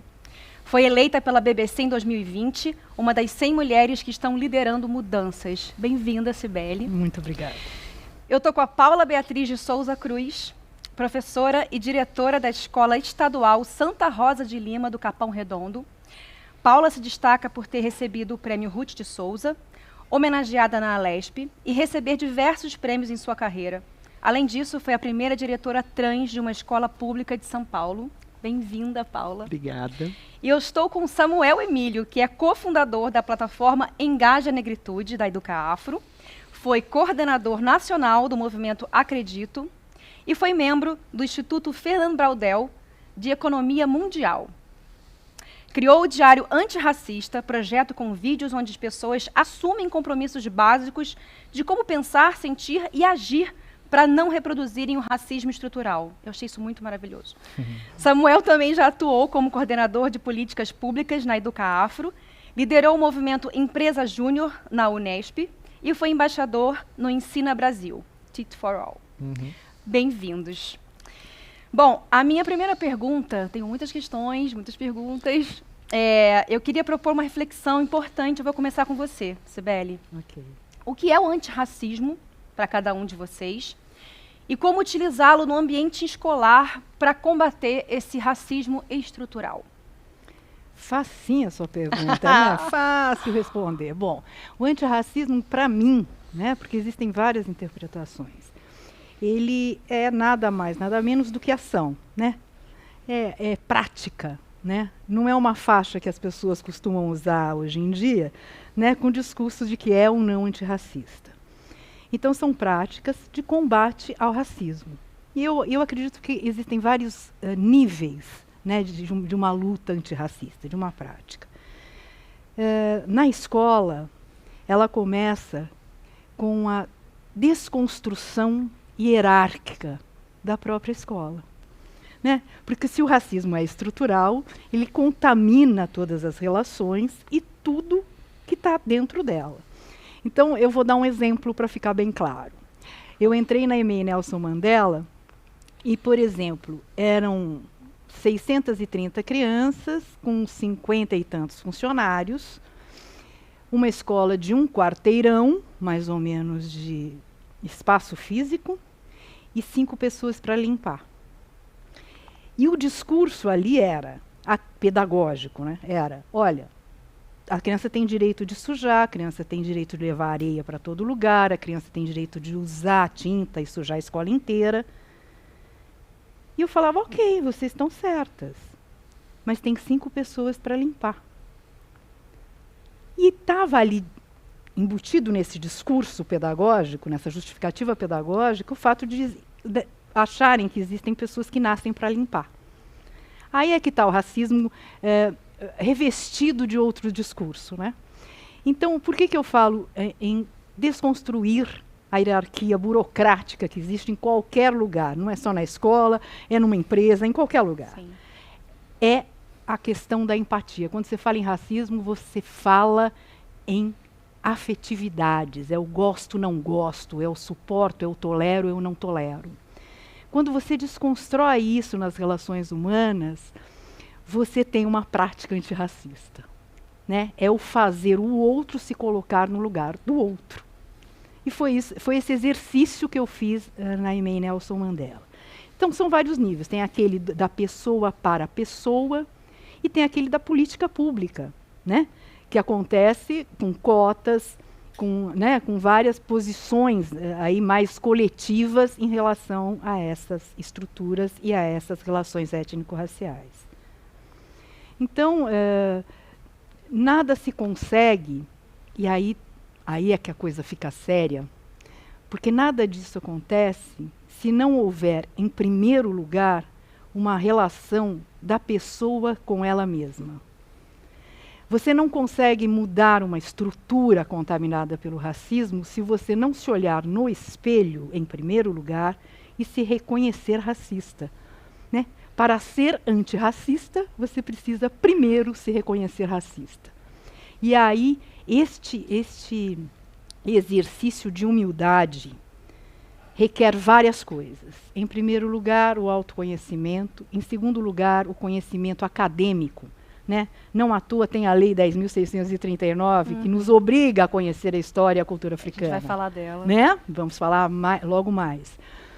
E depois, essa coisa da afetividade mesmo, que a gente tem que se colocar no lugar do outro, para saber trabalhar isto na escola, em especial, não expondo nem a vítima e nem o agressor, porque a gente lida com crianças e adolescentes. Então, é uma forma diferenciada do que enfrentar isso na sociedade. Eu acho que para começar a conversa tá bom, né? E Eu acho também, que só tá para bom. complementar, para a Paula começar a falar sobre essa coisa de que a gente é ensinado, de que desde criança, que o racismo é ruim, que o racismo é errado, mas fica raso nesse lugar. Né? As práticas mesmo, as ações, ainda falta, não só dentro de casa, como até na escola, né? Algumas escolas que não são ainda inclusivas e antirracistas. E aí, Paula? E é exatamente nesse ponto que você traz, dessa inclusão, que a gente, quando ouve inclusão, só entende como as pessoas com deficiência. E aí, nesta inclusão, estão todas as outras questões que requer um cuidado, um olhar muito bem atento para que essas coisas não continuem e não se permeiem. Né? Porque senão são práticas realmente que continuam e que a gente, às vezes, inconscientemente ou conscientemente, fazemos essa prática. Né? Sem perceber, a gente já está nesse ponto. Né? E aí a escola, enquanto né, essa promotora de um conhecimento, a promotora de ações, ela deve exatamente, neste momento, acolher. Né? Eu acho que o acolher ele é fundamental e principalmente num processo de escuta. Porque se não ouve as vozes, os lamentos, não se tem um caminho, uma direção. Né? E como bem trouxe a Cibele, né? Dessa estrutura ser também. Né? E aí você veja no ponto que eu, negra, estou na estrutura maior, mas não sou maior nada. Por quê? Nessa escola também você tem que ter uma percepção de uma gestão que seja democrática, uma gestão participativa e uma gestão que tenha um olhar de que o mundo é o mundo. E essas práticas antirracistas, elas têm que ser realmente abolidas, não pode ficar reverberando, não pode ficar se perpetuando de uma maneira em que sempre nós temos visto muitas dessas atitudes e essas marcas de dores, essas marcas de sofrimentos, né, e que ficam latentes principalmente no emocional das pessoas. Né? Isso mexe profundamente com o psicológico. E que começa lá nessa primeira infância, né? Lá na primeira infância, exatamente.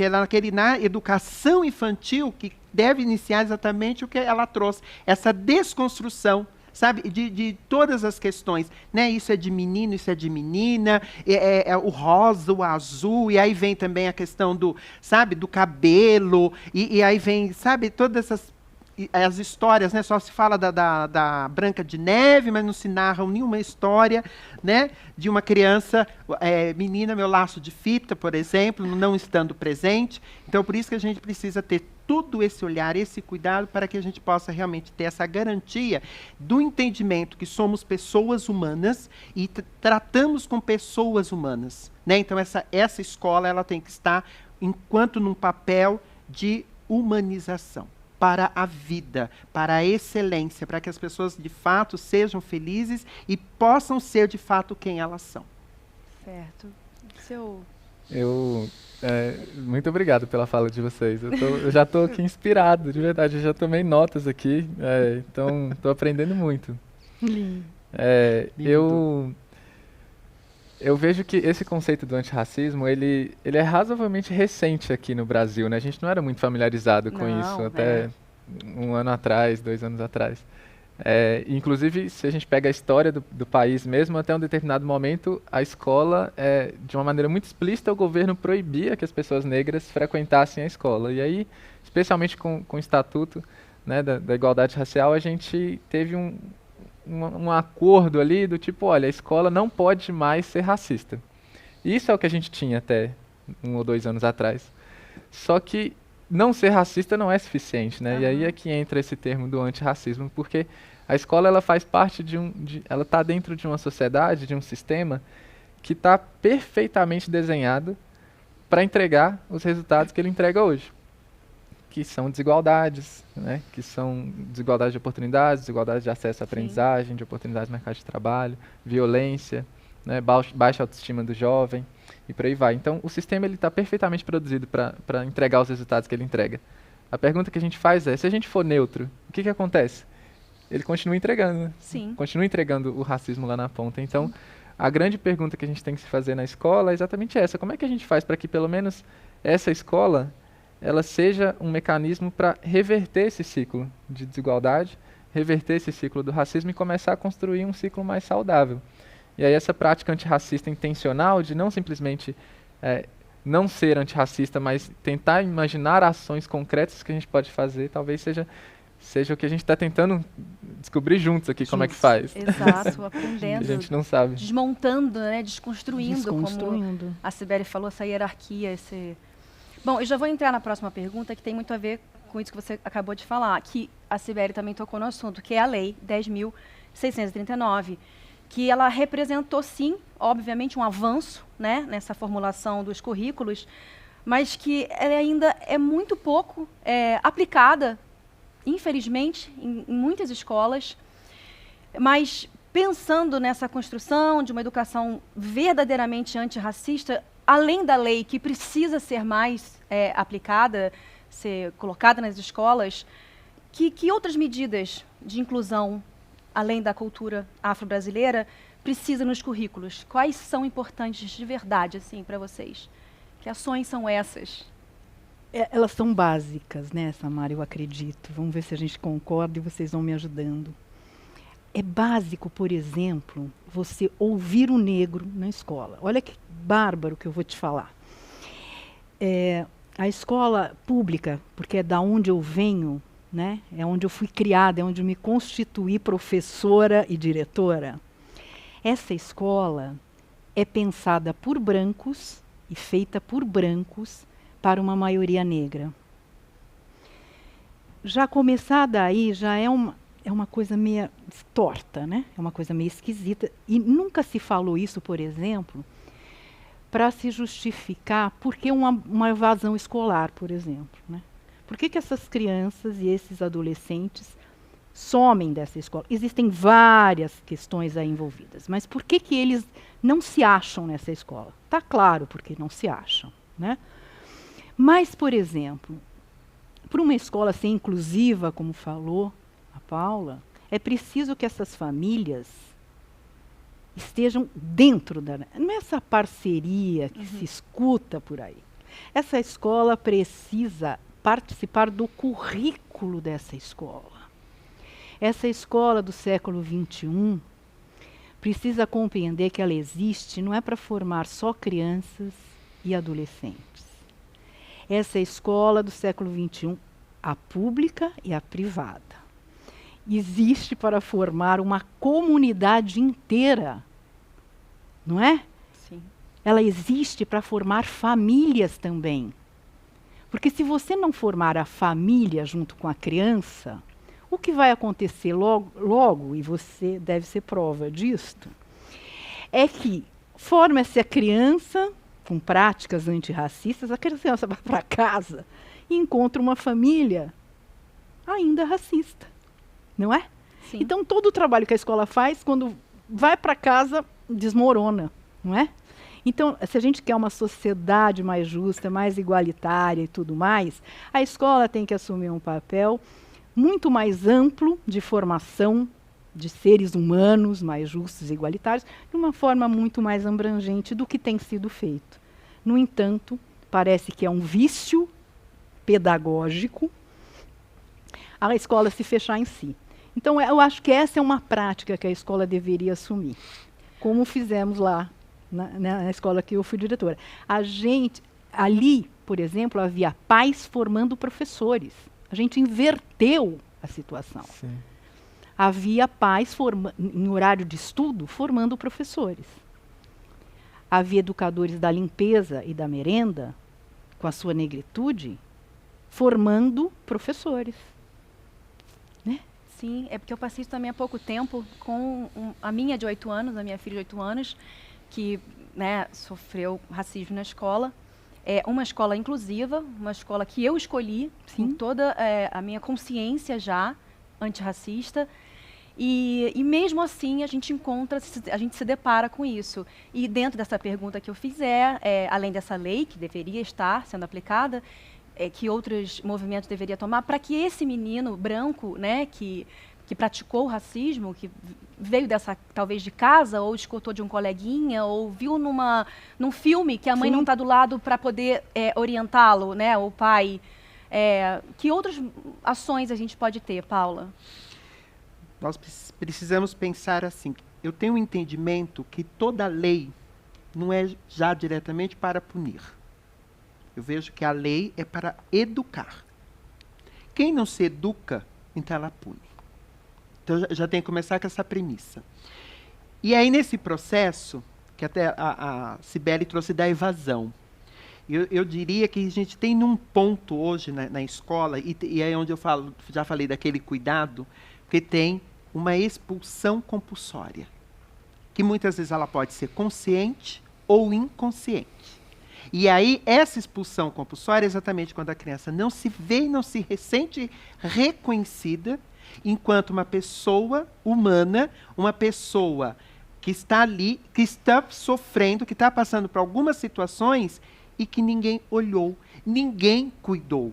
Então ela sai, porque não está um ambiente que está promovendo para ela um desejo, uma satisfação, um querer. Então, por isso que as escolas precisam garantir nos seus projetos políticos pedagógicos essa ação, mas não no papel, tanto como a lei, que está no papel, porque não existe essa prática. Quando ela foi sancionada, houve todo um movimento de formações, e que tem que estudar, tem que não sei o quê. Aí houve todo o entendimento que era só para ensinar a culinária, e aí, então, muitos viram só a questão da religião, né, afrodescendente. Então, Deus me livre, que eu não vou falar de macumba. Aí vamos estudar, porque não se trata nem da palavra macumba, é outra coisa, outro sentido. Então, quer dizer, é muita questão que se precisa ter o conhecimento, precisa se buscar o estudo. E esse estudo e esse conhecimento se inicia onde? Na escola. Né? Então, por isso que precisa ter mesmo essas formações reais, contínuas, e que tem um caminho. Né? Porque parece assim que as coisas só quando são nos meses, né? Como, por exemplo, aqui no Brasil, mês de novembro. Ainda bem que tiraram o maio, agora foi para o novembro, então é o momento de se discutir, de se falar. Não, porque negros, negras, pretos e pretas existem desde o dia 1º de janeiro ao dia 31 de dezembro.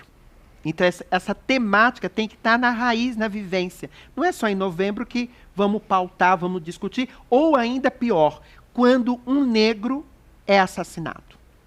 Né? Que aí a mídia mostra, então a gente tem que ter o ponto de atenção. Não, nós temos que ter esse ponto de atenção diariamente. E trazer também para essas crianças, né, para esses pais, educadores, o de serviço da frase "somos todos iguais". Sim. Né? Que isso eu escuto muito como mulher branca, como aliada à causa. Não, porque ou foi uma brincadeira, ou somos todos iguais, é o mesmo sangue.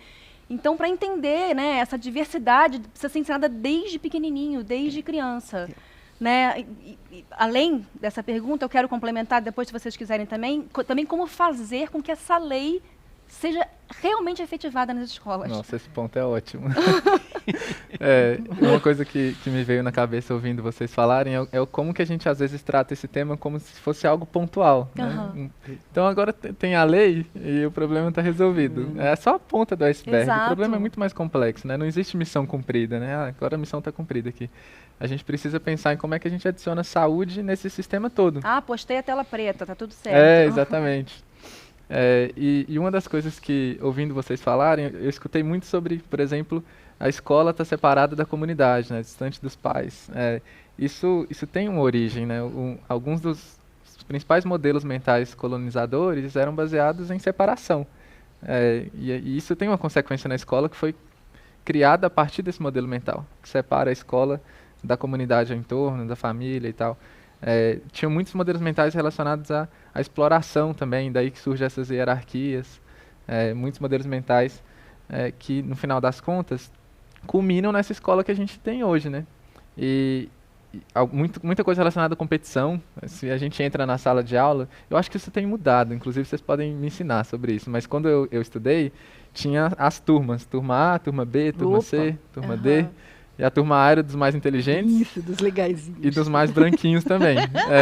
Coincidentemente, né? Exatamente. E aí os mais negrinhos estavam sempre na turma D, turma E, etc. Então, tinha uma questão muito meritocrática também, muito baseada em competição.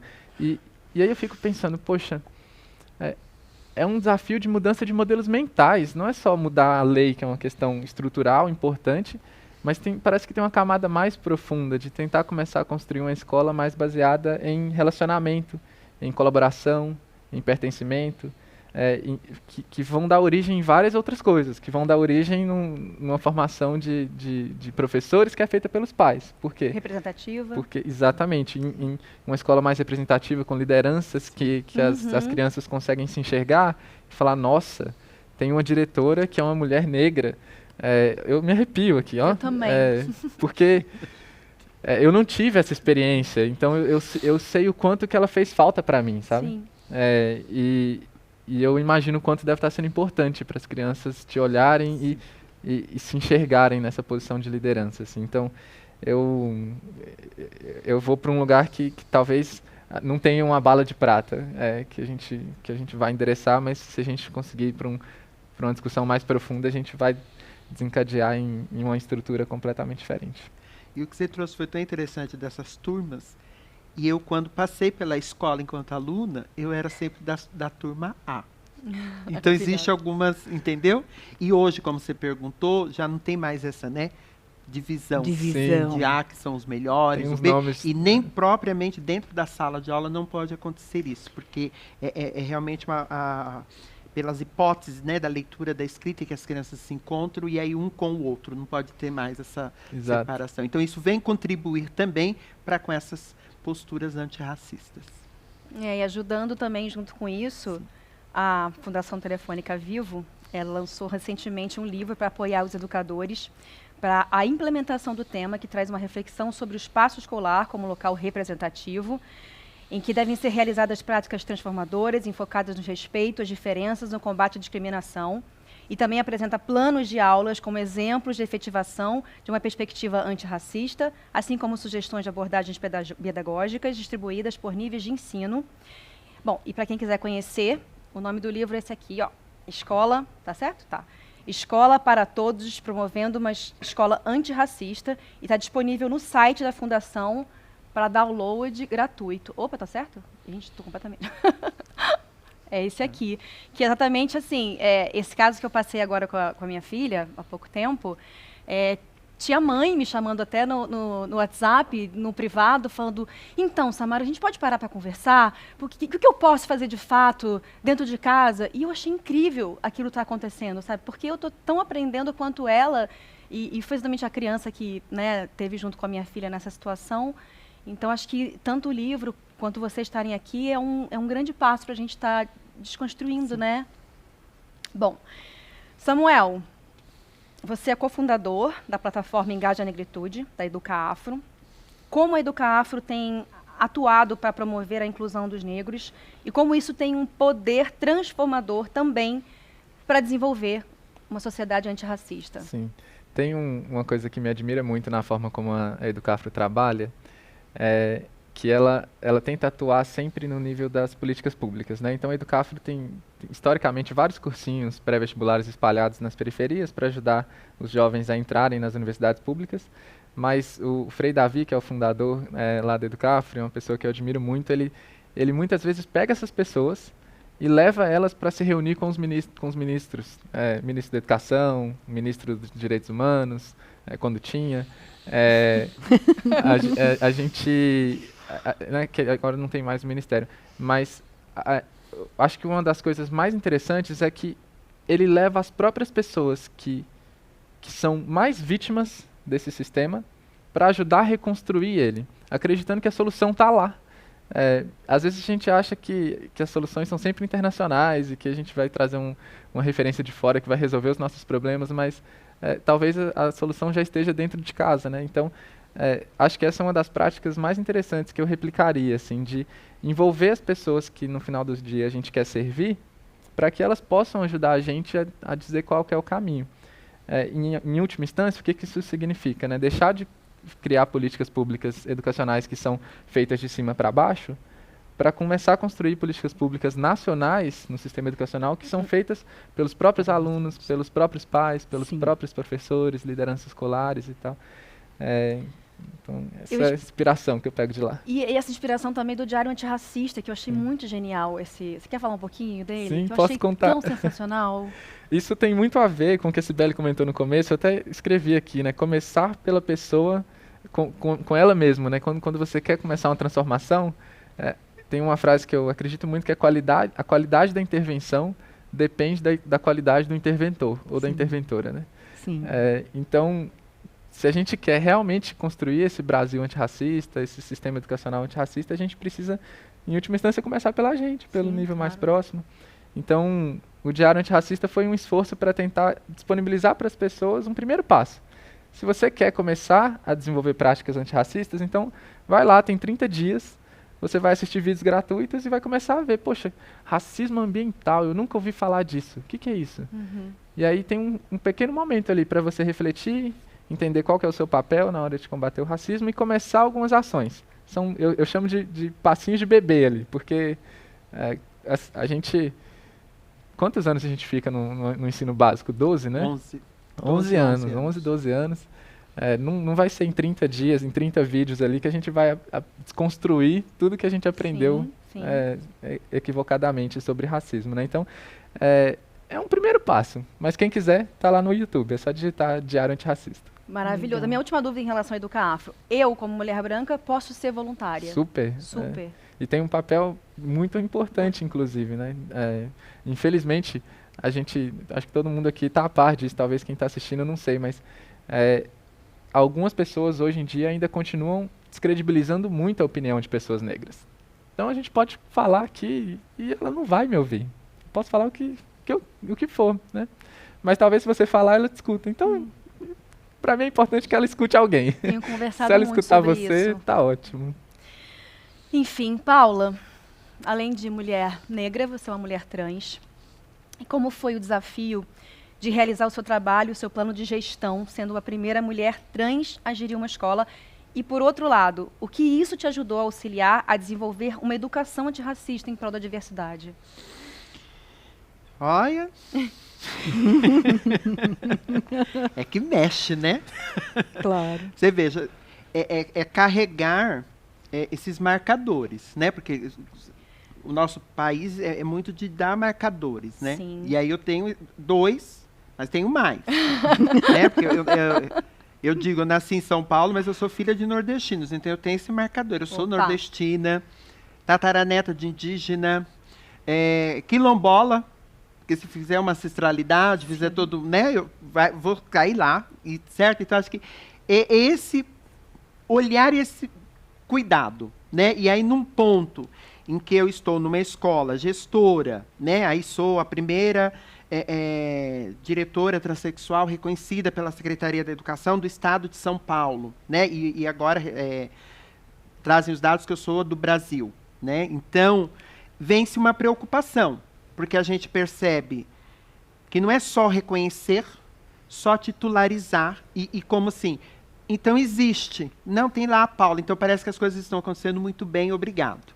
E não estão acontecendo, né?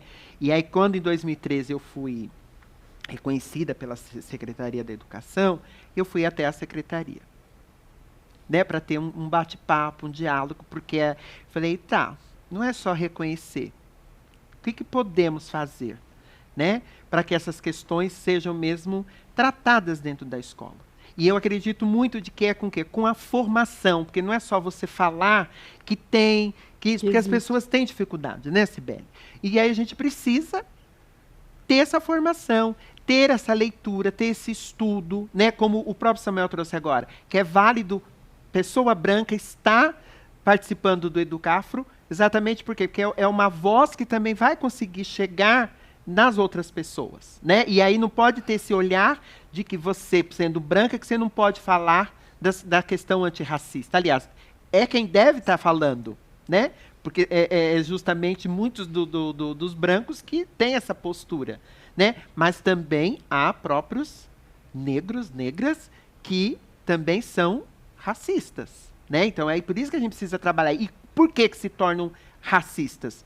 Para eliminar esse sofrimento, porque eles estão sentindo na pele. Sim. E aí acabam tendo, é como até Paulo Freire, né, quando ele diz da questão do oprimido, que tem sempre o desejo de ser o opressor, exatamente para ter essa postura, né? Então aí eu, neste papel de estar na frente de uma escola, de estar pontuando, de estar ali conduzindo, né, porque eu sou, na verdade, a motorista, E aí todo mundo está entrando nesse ônibus e estamos indo. Só que a cada um que entra nesse ônibus tem que ser ouvido, tem que ser posicionado, em que caminho, aí direcionar.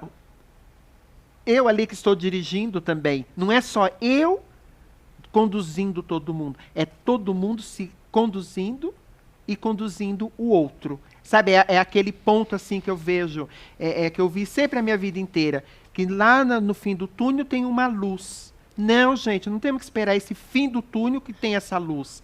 Nós temos que já ir por esse túnel acendendo essa luz. Sim. Porque nós somos pessoas com essa luz. Eu ia falar trazer a luz, mas acendendo é assim. infinitamente mais maravilhoso. Exatamente, porque aí eu vou acendendo, outros já foram na minha frente e acenderam para que eu faça essa caminhada e eu vou estar acendendo para outros que virão. E acho que é isso que promove para que uma gestão de uma escola tenha esse caráter, porque a base é a educação. A base mesmo é a educação. E que, se fui repetitiva mesmo no sentido que a educação, ela é a primeira e qualquer país, isso tem dados aí, né? Tem países que são primeiro mundo exatamente porque investiu em educação.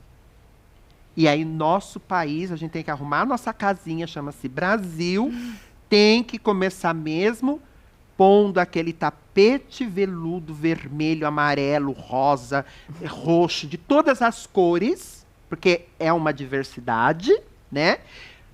Com a educação. E acredito como você deve ter batido de frente com esse racismo epistemológico que fala, né? Sobre a nossa... A dúvida da capacidade, né, que o negro sofre em relação a isso. Que foi até o que o Samuel falou em relação às salas de aula divididas, né? Loucura. Cibele, diga. Quem sabe menos. Quais foram as dificuldades que você encontrou para implementar o seu projeto no início e qual o legado do seu trabalho com o e-mail Nelson Mandela? Primeiro eu queria só voltar um pouquinho, por favor. Posso? Pode. Porque quando a lei chega, você falando da lei, da importância, ok, bacana, e é mesmo, né? A gente sabe que é. Mas ela chega nas escolas com o seguinte título: Estudo das relações étnico-raciais. Portanto, a lei fica em segundo plano. O que vem na cabeça são as relações humanas, né? É eu com você, você comigo, e vamos ver no que dá. Nessas relações, o mais importante, e é um caminho que eu alerto, porque é assim que começa, e é um grande equívoco. E eu falo o seguinte: eu aprendo mais com erro do que com acerto, vamos combinar. Sim. Então, lá a gente teve um erro muito violento inicialmente, que era falar sobre a negritude, né? A gente queria, por exemplo, Samara, Samuel, Paula, que as nossas crianças negras se reconhecessem negras. Olha, estou falando porque pode ser o erro de muita gente. E esquecemos de falar justamente do que a gente deveria falar, que era da nossa branquitude, né? De 90% de professoras de gestão brancas. Por que eu gosto de falar isso? Porque apesar da Emília Nelson Mandela se transformar numa referência nacional e internacional, nós mais erramos no início do que acertamos. E quando você me pergunta o que a gente tem que fazer para a lei pegar e para todas as escolas, é porque há o receio de se mexer nesse assunto por conta dos erros que se pode cometer. E o que eu digo para todo mundo é o seguinte: a gente só errou no começo, mas a gente não teve medo de errar. Uhum. Tem que arriscar, claro. Sabe? Você tem, o desejo de acertar era tanto que a gente teve alguns errinhos no começo, porque somos racistas e quem é racista erra. Ponto final. Ponto final. E vamos. Errou? Bacana. O que a gente faz para acertar na próxima? E foi assim que a gente fez. Até o ponto que a gente só começou a dar bola dentro. Sim. Entendeu? Né? Por conta do estudo. Por conta de ir atrás. Né? Deixa eu só te interromper um minuto nesse lugar. Que é uma coisa também minha, de tipo, a tolerância que a gente se encontra, ou a intolerância em 2021, sabe? De até que ponto hoje em dia se pode errar ou não se pode. Tô botando aqui um lugar, se vocês quiserem também comentar sobre isso, porque foi uma coisa que a Cibele trouxe, que a gente errou. Isso começou lá atrás. A gente está em 2021, a gente está vendo crueldade atrás de racismo, atrás de racismo. E aí, é para ser tolerante hoje em dia? Eu sei que existe a internet, tudo, o discurso de ódio, o cancelamento, eu não sou a favor de nada disso. E aí, como é que a gente age? E aí depende do contexto, depende com quem você está lidando, né? Eu estou falando do lugar de uma diretora de crianças de 4 e 5 anos. Né? Então, quando você lida com crianças de 4 e 5, é preciso sim ser tolerante, ao máximo. Então, quando acontecia, por exemplo, eu vou materializar, concretizar uma situação, né?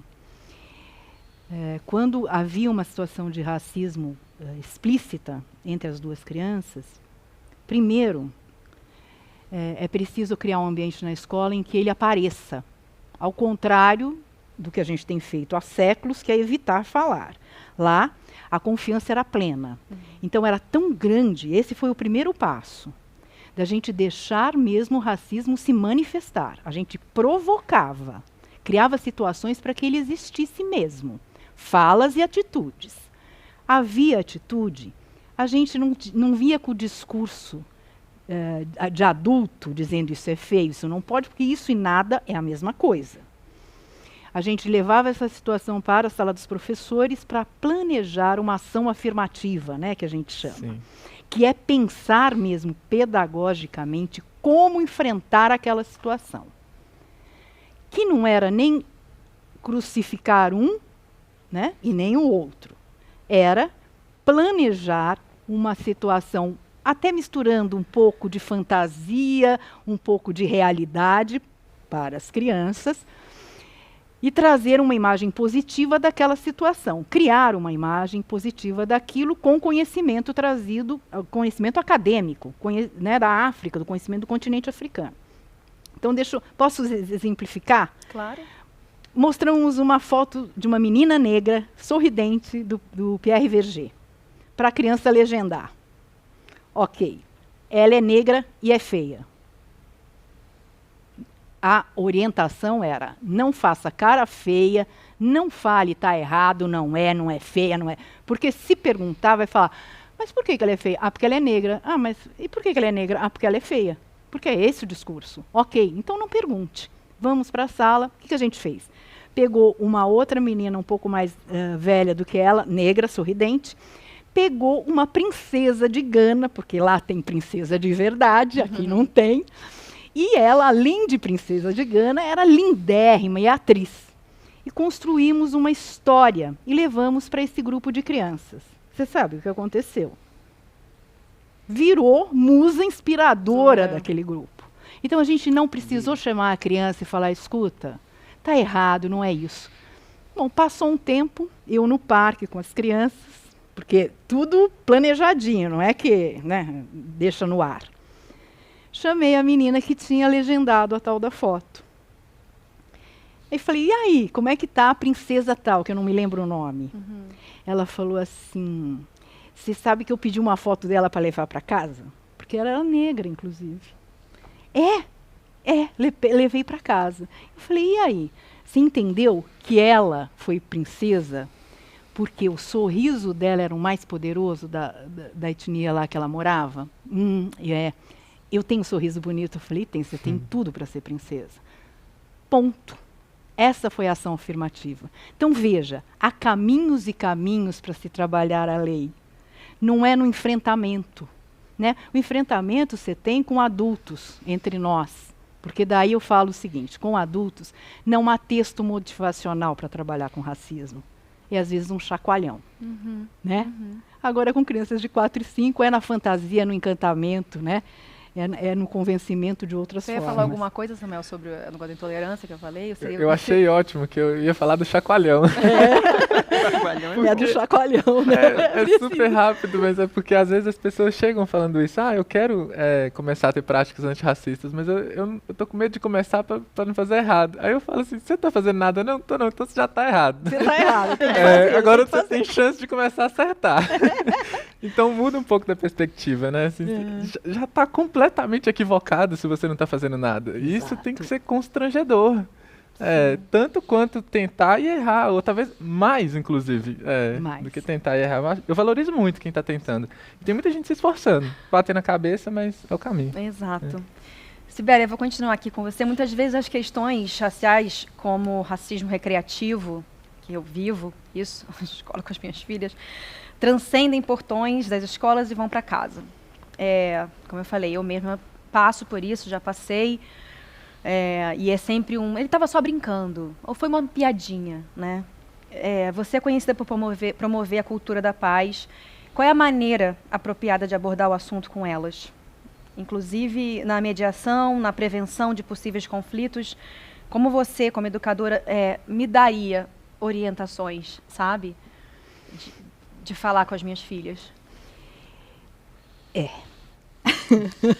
Isso se estende também para Paula. Eu vou te falar o que eu fazia como diretora de escola. Os problemas que aconteciam na escola, Samara, eu resolvia na escola. Eu jamais chamei pais de família para resolver problemas que aconteciam com as crianças. Jamais. Por quê? Porque, primeiro, que a criança é uma em casa e outra na escola. Segundo, porque eu falei para vocês, acho, a gente criou uma cumplicidade ali na escola, que eu chamar o pai de alguém para dar piteco na vida do filho do outro, né? Era cortar esse laço de confiança. Então, eu jamais fiz isso. A gente resolvia as questões lá. O que acontecia, por exemplo, é uma mãe, por exemplo, quando acontecia algum caso e que a gente não sabia, porque o ideal é você abrir a escola a ponto de você saber tudo o que está acontecendo ali, né, de falas racistas e tal, de ser tão aberto o espaço da escola que você resolve ali mesmo. Mas tem crianças que são espertinhas e que cutucam a outra sem você saber.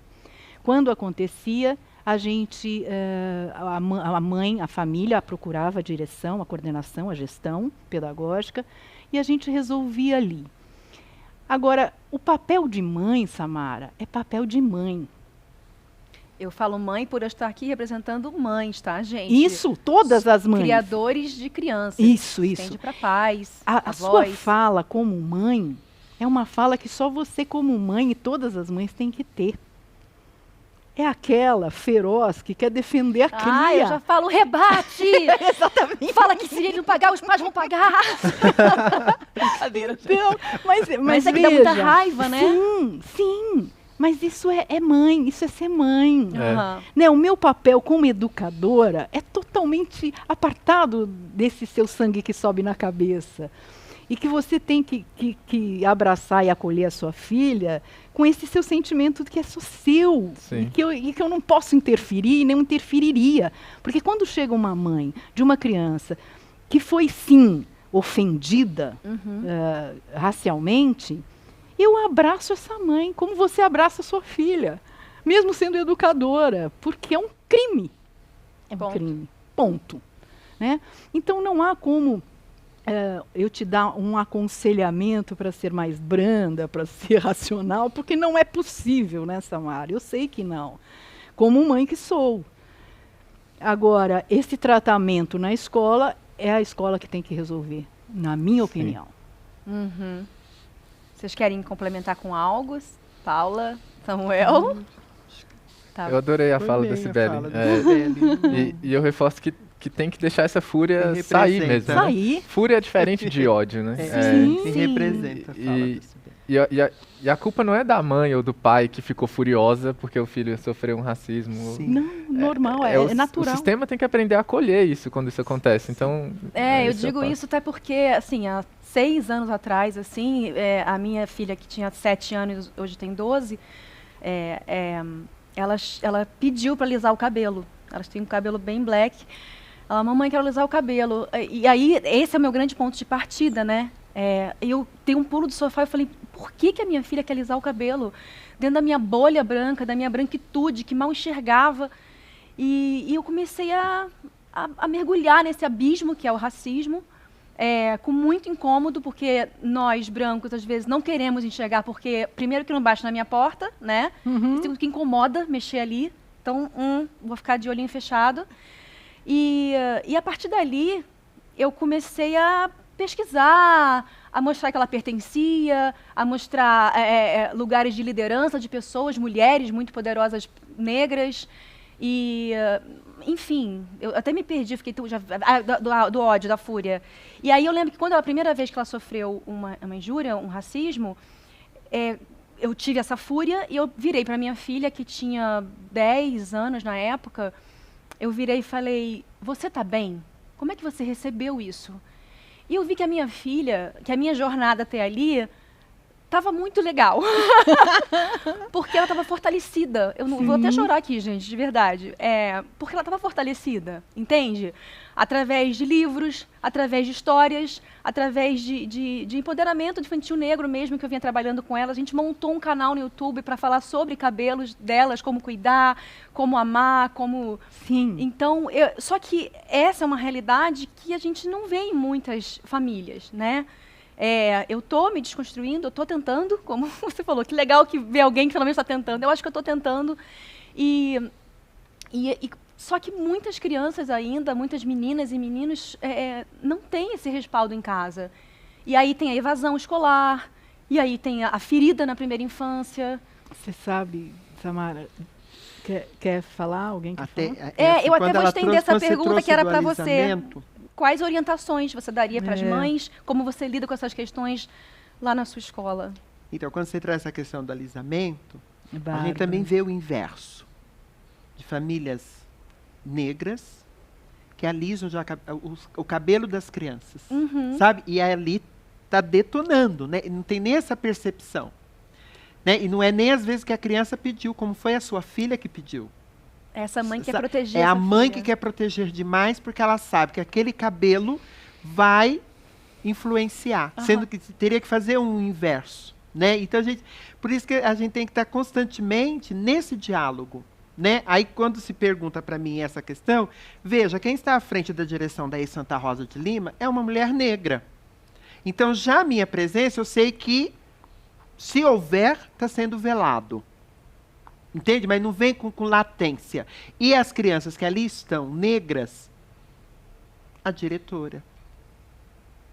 Entende? Quer dizer, eu acabo dando essa visibilidade, essa representatividade e assim, colaborando realmente para que elas percebam que é possível, que tudo é possível. Nunca se pode dizer, você não pode.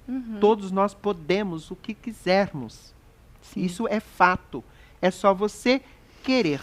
Você ir atrás, você conquistar, né? E aí onde você tem que estar mesmo sempre nesse diálogo profundo, nessa questão. Eu também não acredito quando a gente traz o tema muito assim, sabe? Hoje vamos falar de. Acho que isso não pode ocorrer também nesse espaço escolar, sabe? Assim, hoje vamos falar de negros. Oi? Por que hoje? Né? Eu acho que tem que vir uma constância, não pode dar essa parada. É uma temática que tem que estar numa linha, né? Tem que estar linear, ela tem que estar ali naquele contexto, né? E que as mães, realmente, assim, dessa orientação que eu daria, principalmente das mães negras, não cometerem essa questão de tanto querer proteger e já alisar o cabelo de suas filhas, né? Sim. Como também das mães brancas que têm filhas que não querem ter o cabelo liso. Querem ter os cachinhos. E às vezes até pelas meninas. Então hoje a gente vê muito isso circular também. Sabe? Não está mais só muito essa questão das crianças negras quererem ser igual às brancas. Tem também as brancas querendo ser igual às negras. Por que isso? Porque são crianças. Sim. E a criança, ela está livre desses preconceitos, dessas questões. Isso vai sendo colocado para elas por um adulto. E quando, às vezes, ela reproduz uma expressão racista, uma reprodução discriminatória, e você parar, escuta, por que você disse isso? Não sabe. E eu vou dar um exemplo que aconteceu ano passado, antes do isolamento. Uma criança chamou a outra de macaco. E aí o que foi chamado de macaco veio... Diretora me chamou de macaco, Falei, tá, e quem te chamou de macaco? Falou, então vamos lá chamar. Vieram os dois, conversamos. Eu falei, aí perguntei para o que chamou. Por que você chamou ele de macaco? Chamei ele de macaco porque ele não para. Ele corre, ele sobe o muro, ele pega pedra, ele vai, ele não para em momento. Então, o conceito do macaco para essa criança que chamou o outro foi essa de Peralta. E aí eu falei, e aí? E a criança que foi se queixar de ter sido chamada de macaco era branca.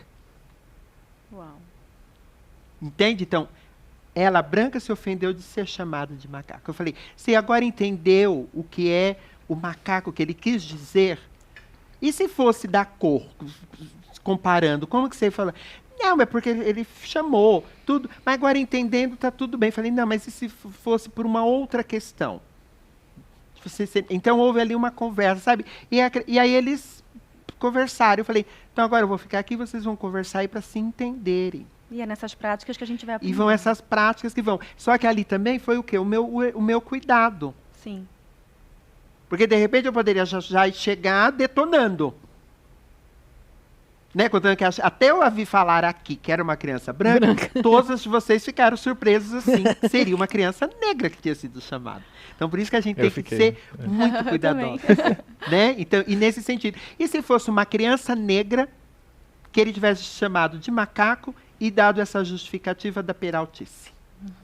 Entende? Por isso que então, a gente tem que realmente ouvir, não já, na minha concepção, de uma pessoa adulta, de já ir condenando e apontando.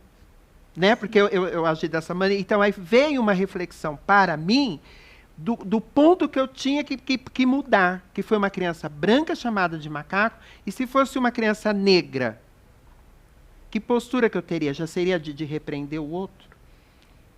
Você está entendendo? Então, por isso que a gente tem que ter mesmo esse processo de ouvir. Então, é a orientação que eu dou para todas as pessoas, não só as mães, os pais, os profissionais da educação, é mesmo assim de conversar. Vamos aqui, pautar o porquê disso, por que chegou nisso. E muitas vezes a gente vai ter respostas que realmente são reveladoras, como também vamos ter respostas que eles vão dizer que não sabe por que falaram. Porque aí a gente já sabe que é uma reprodução de uma conversa que ouviu de um adulto, é uma postura de uma pessoa adulta.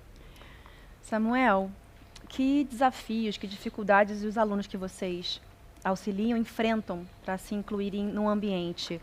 Assim, muitas vezes que ainda não se enxergam, que não tem qualquer tipo de representatividade. Eu estou refletindo muito sobre essa pergunta. Eu tinha lido ela um pouco antes e eu estava, é muito profunda ela. E a gente acabou tratando desse assunto algumas vezes e está permeando. Espaços, né?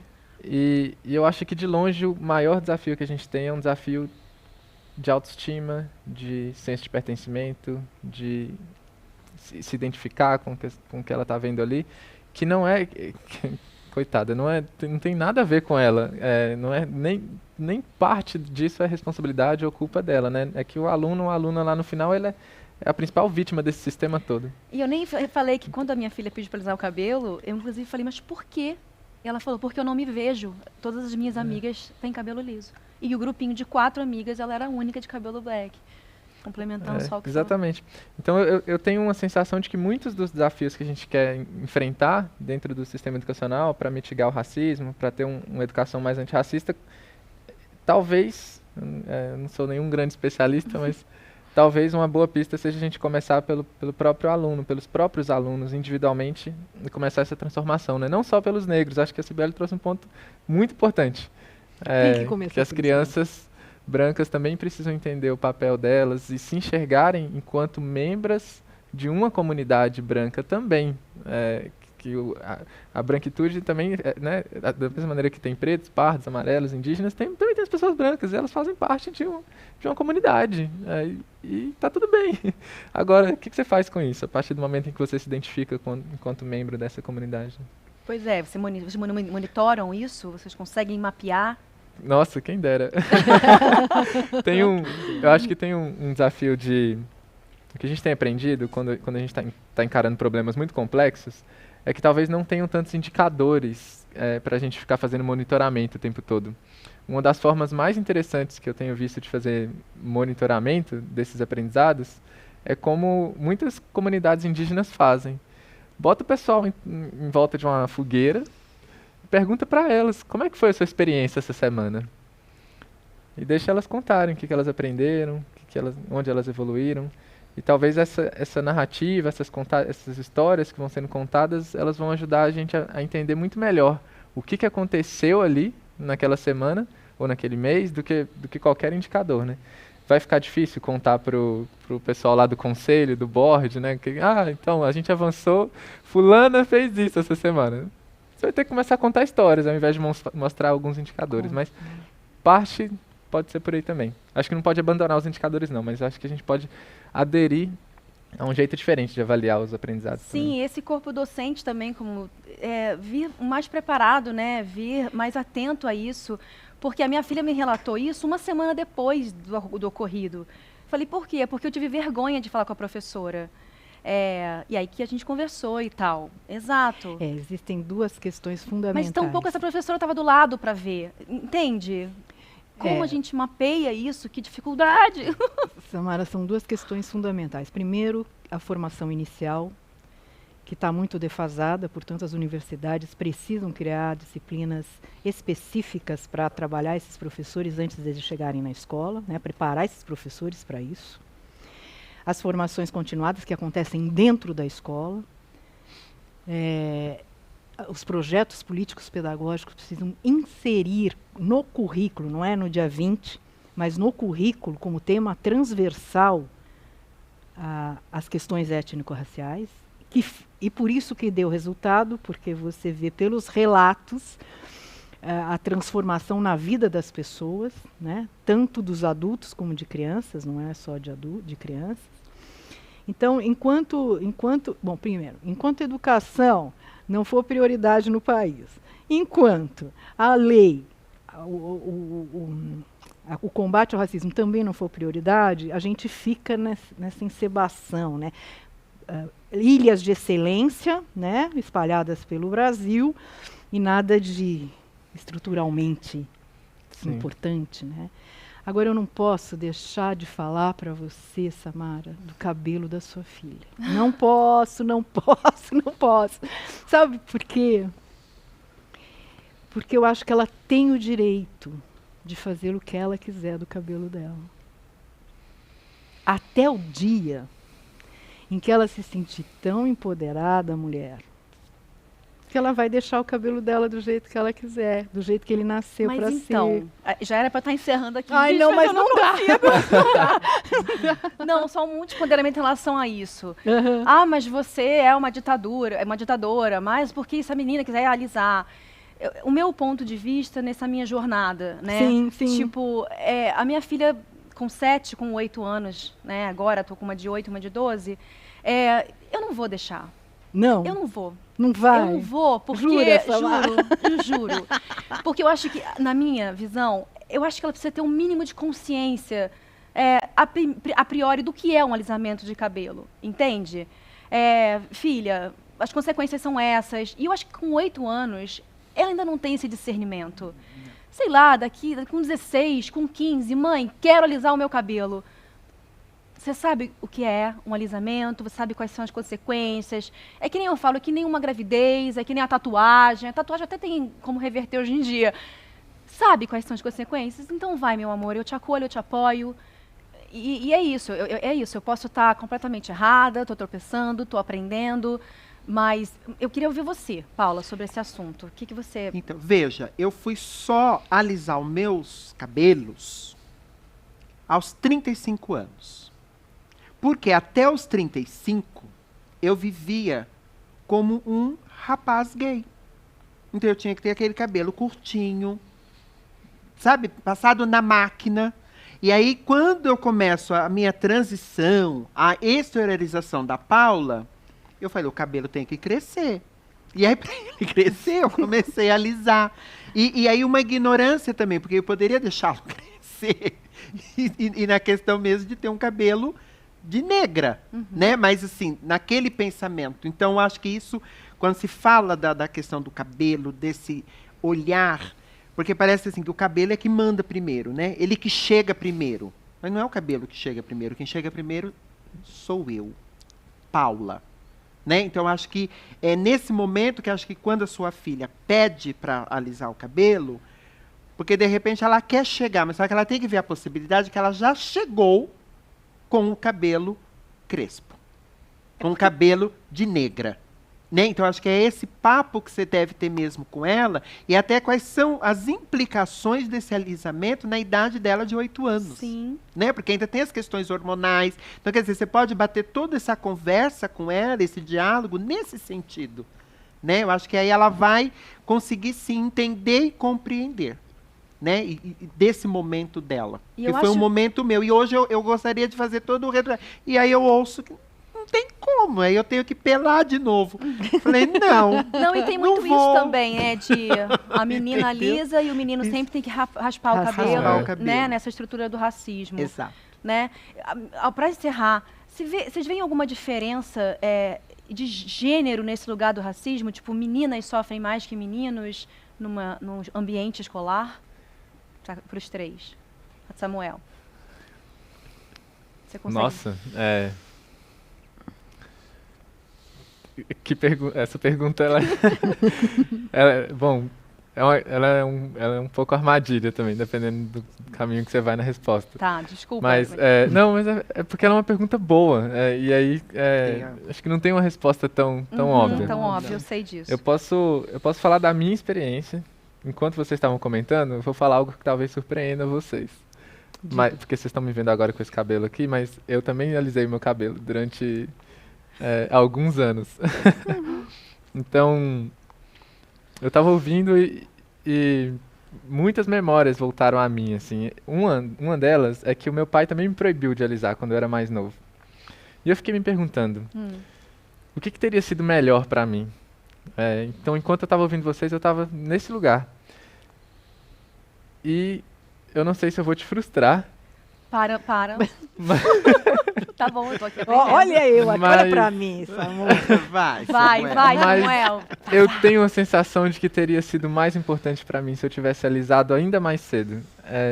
Porque o que eu estava sofrendo no ambiente que eu estava, eu consegui bolsa em escola particular, então eu estava num ambiente muito diferente de mim. O que eu estava sofrendo lá era muito mais profundo, muito mais difícil de lidar do que qualquer possível consequência que eu tivesse capilar, ou com meu couro cabeludo, com qualquer coisa. Então a minha identidade ela foi muito esvaziada. Eu não tinha identidade, na verdade, porque eu não conseguia me sentir pertencente a nada. Então é uma confusão muito grande quando você é muito nova. Mas a gente está falando de quanto tempo? Quanto tempo atrás? Há uns 15 anos atrás. São 15 anos. A gente acabou de falar aqui mesmo que essa luta antirracista é super recente. Mudou muito. Então eu estou falando de uma geração, agora as minhas filhas amam os cabelos, de verdade. Por mais que a Lara escute injúrias raciais na escola, ela não deixa de ir para a escola, ela não deixa de ir com o cabelo black dela, com penteado puff, entende? A Alicia ama o cabelo. Então, assim, eu não proibi, eu não sou esse, pelo amor de Deus, gente, eu não vou sair daqui como ditador. Não, você não proibiu. Não proíbo, eu apenas dialogo. Eu falo, vamos esperar, sei lá, daqui a 2 anos, vamos ver se você não muda de ideia. Não, agora elas me pedem mais. Isso foi lá com a minha há 5 anos atrás. E eu entendo, mas tipo, a gente tá falando de 15 anos atrás, entende, Samuel? É um contexto de mais diálogo também. Eu acho que eu tô contando da minha Isso. experiência. Não tinha tanto diálogo também. Era uma relação mais Eu te juro que eu não comando e fico controle. frustrada, Então. eu te juro. Eu acredito muito no caminho, assim, Sim. que eu não tô proibindo-as. Eu tô dialogando, eu tô colocando opções na frente delas, sabe? Escolhas, que eu acho importante. Isso acontece muito na escola. Eu falo porque acontece muito ainda hoje, né? Da gente ver a criança durante os 6 primeiros meses, né, com o cabelo todo trançado e tal, e de repente aparecer com o cabelo liso. E a gente pensou muito. E é exatamente esse lugar, né, da criança. Primeiro, o primeiro passo para se sentir bem vale mais do que qualquer discurso, né? Então, é nesse sentido. É isso, gente. Eu vou encerrando aqui. Que pena. Pois é, o trajeto para essa sociedade antirracista, mais igualitária, é longo, é desafiador. Vocês, melhor do que ninguém aqui, podem dizer isso.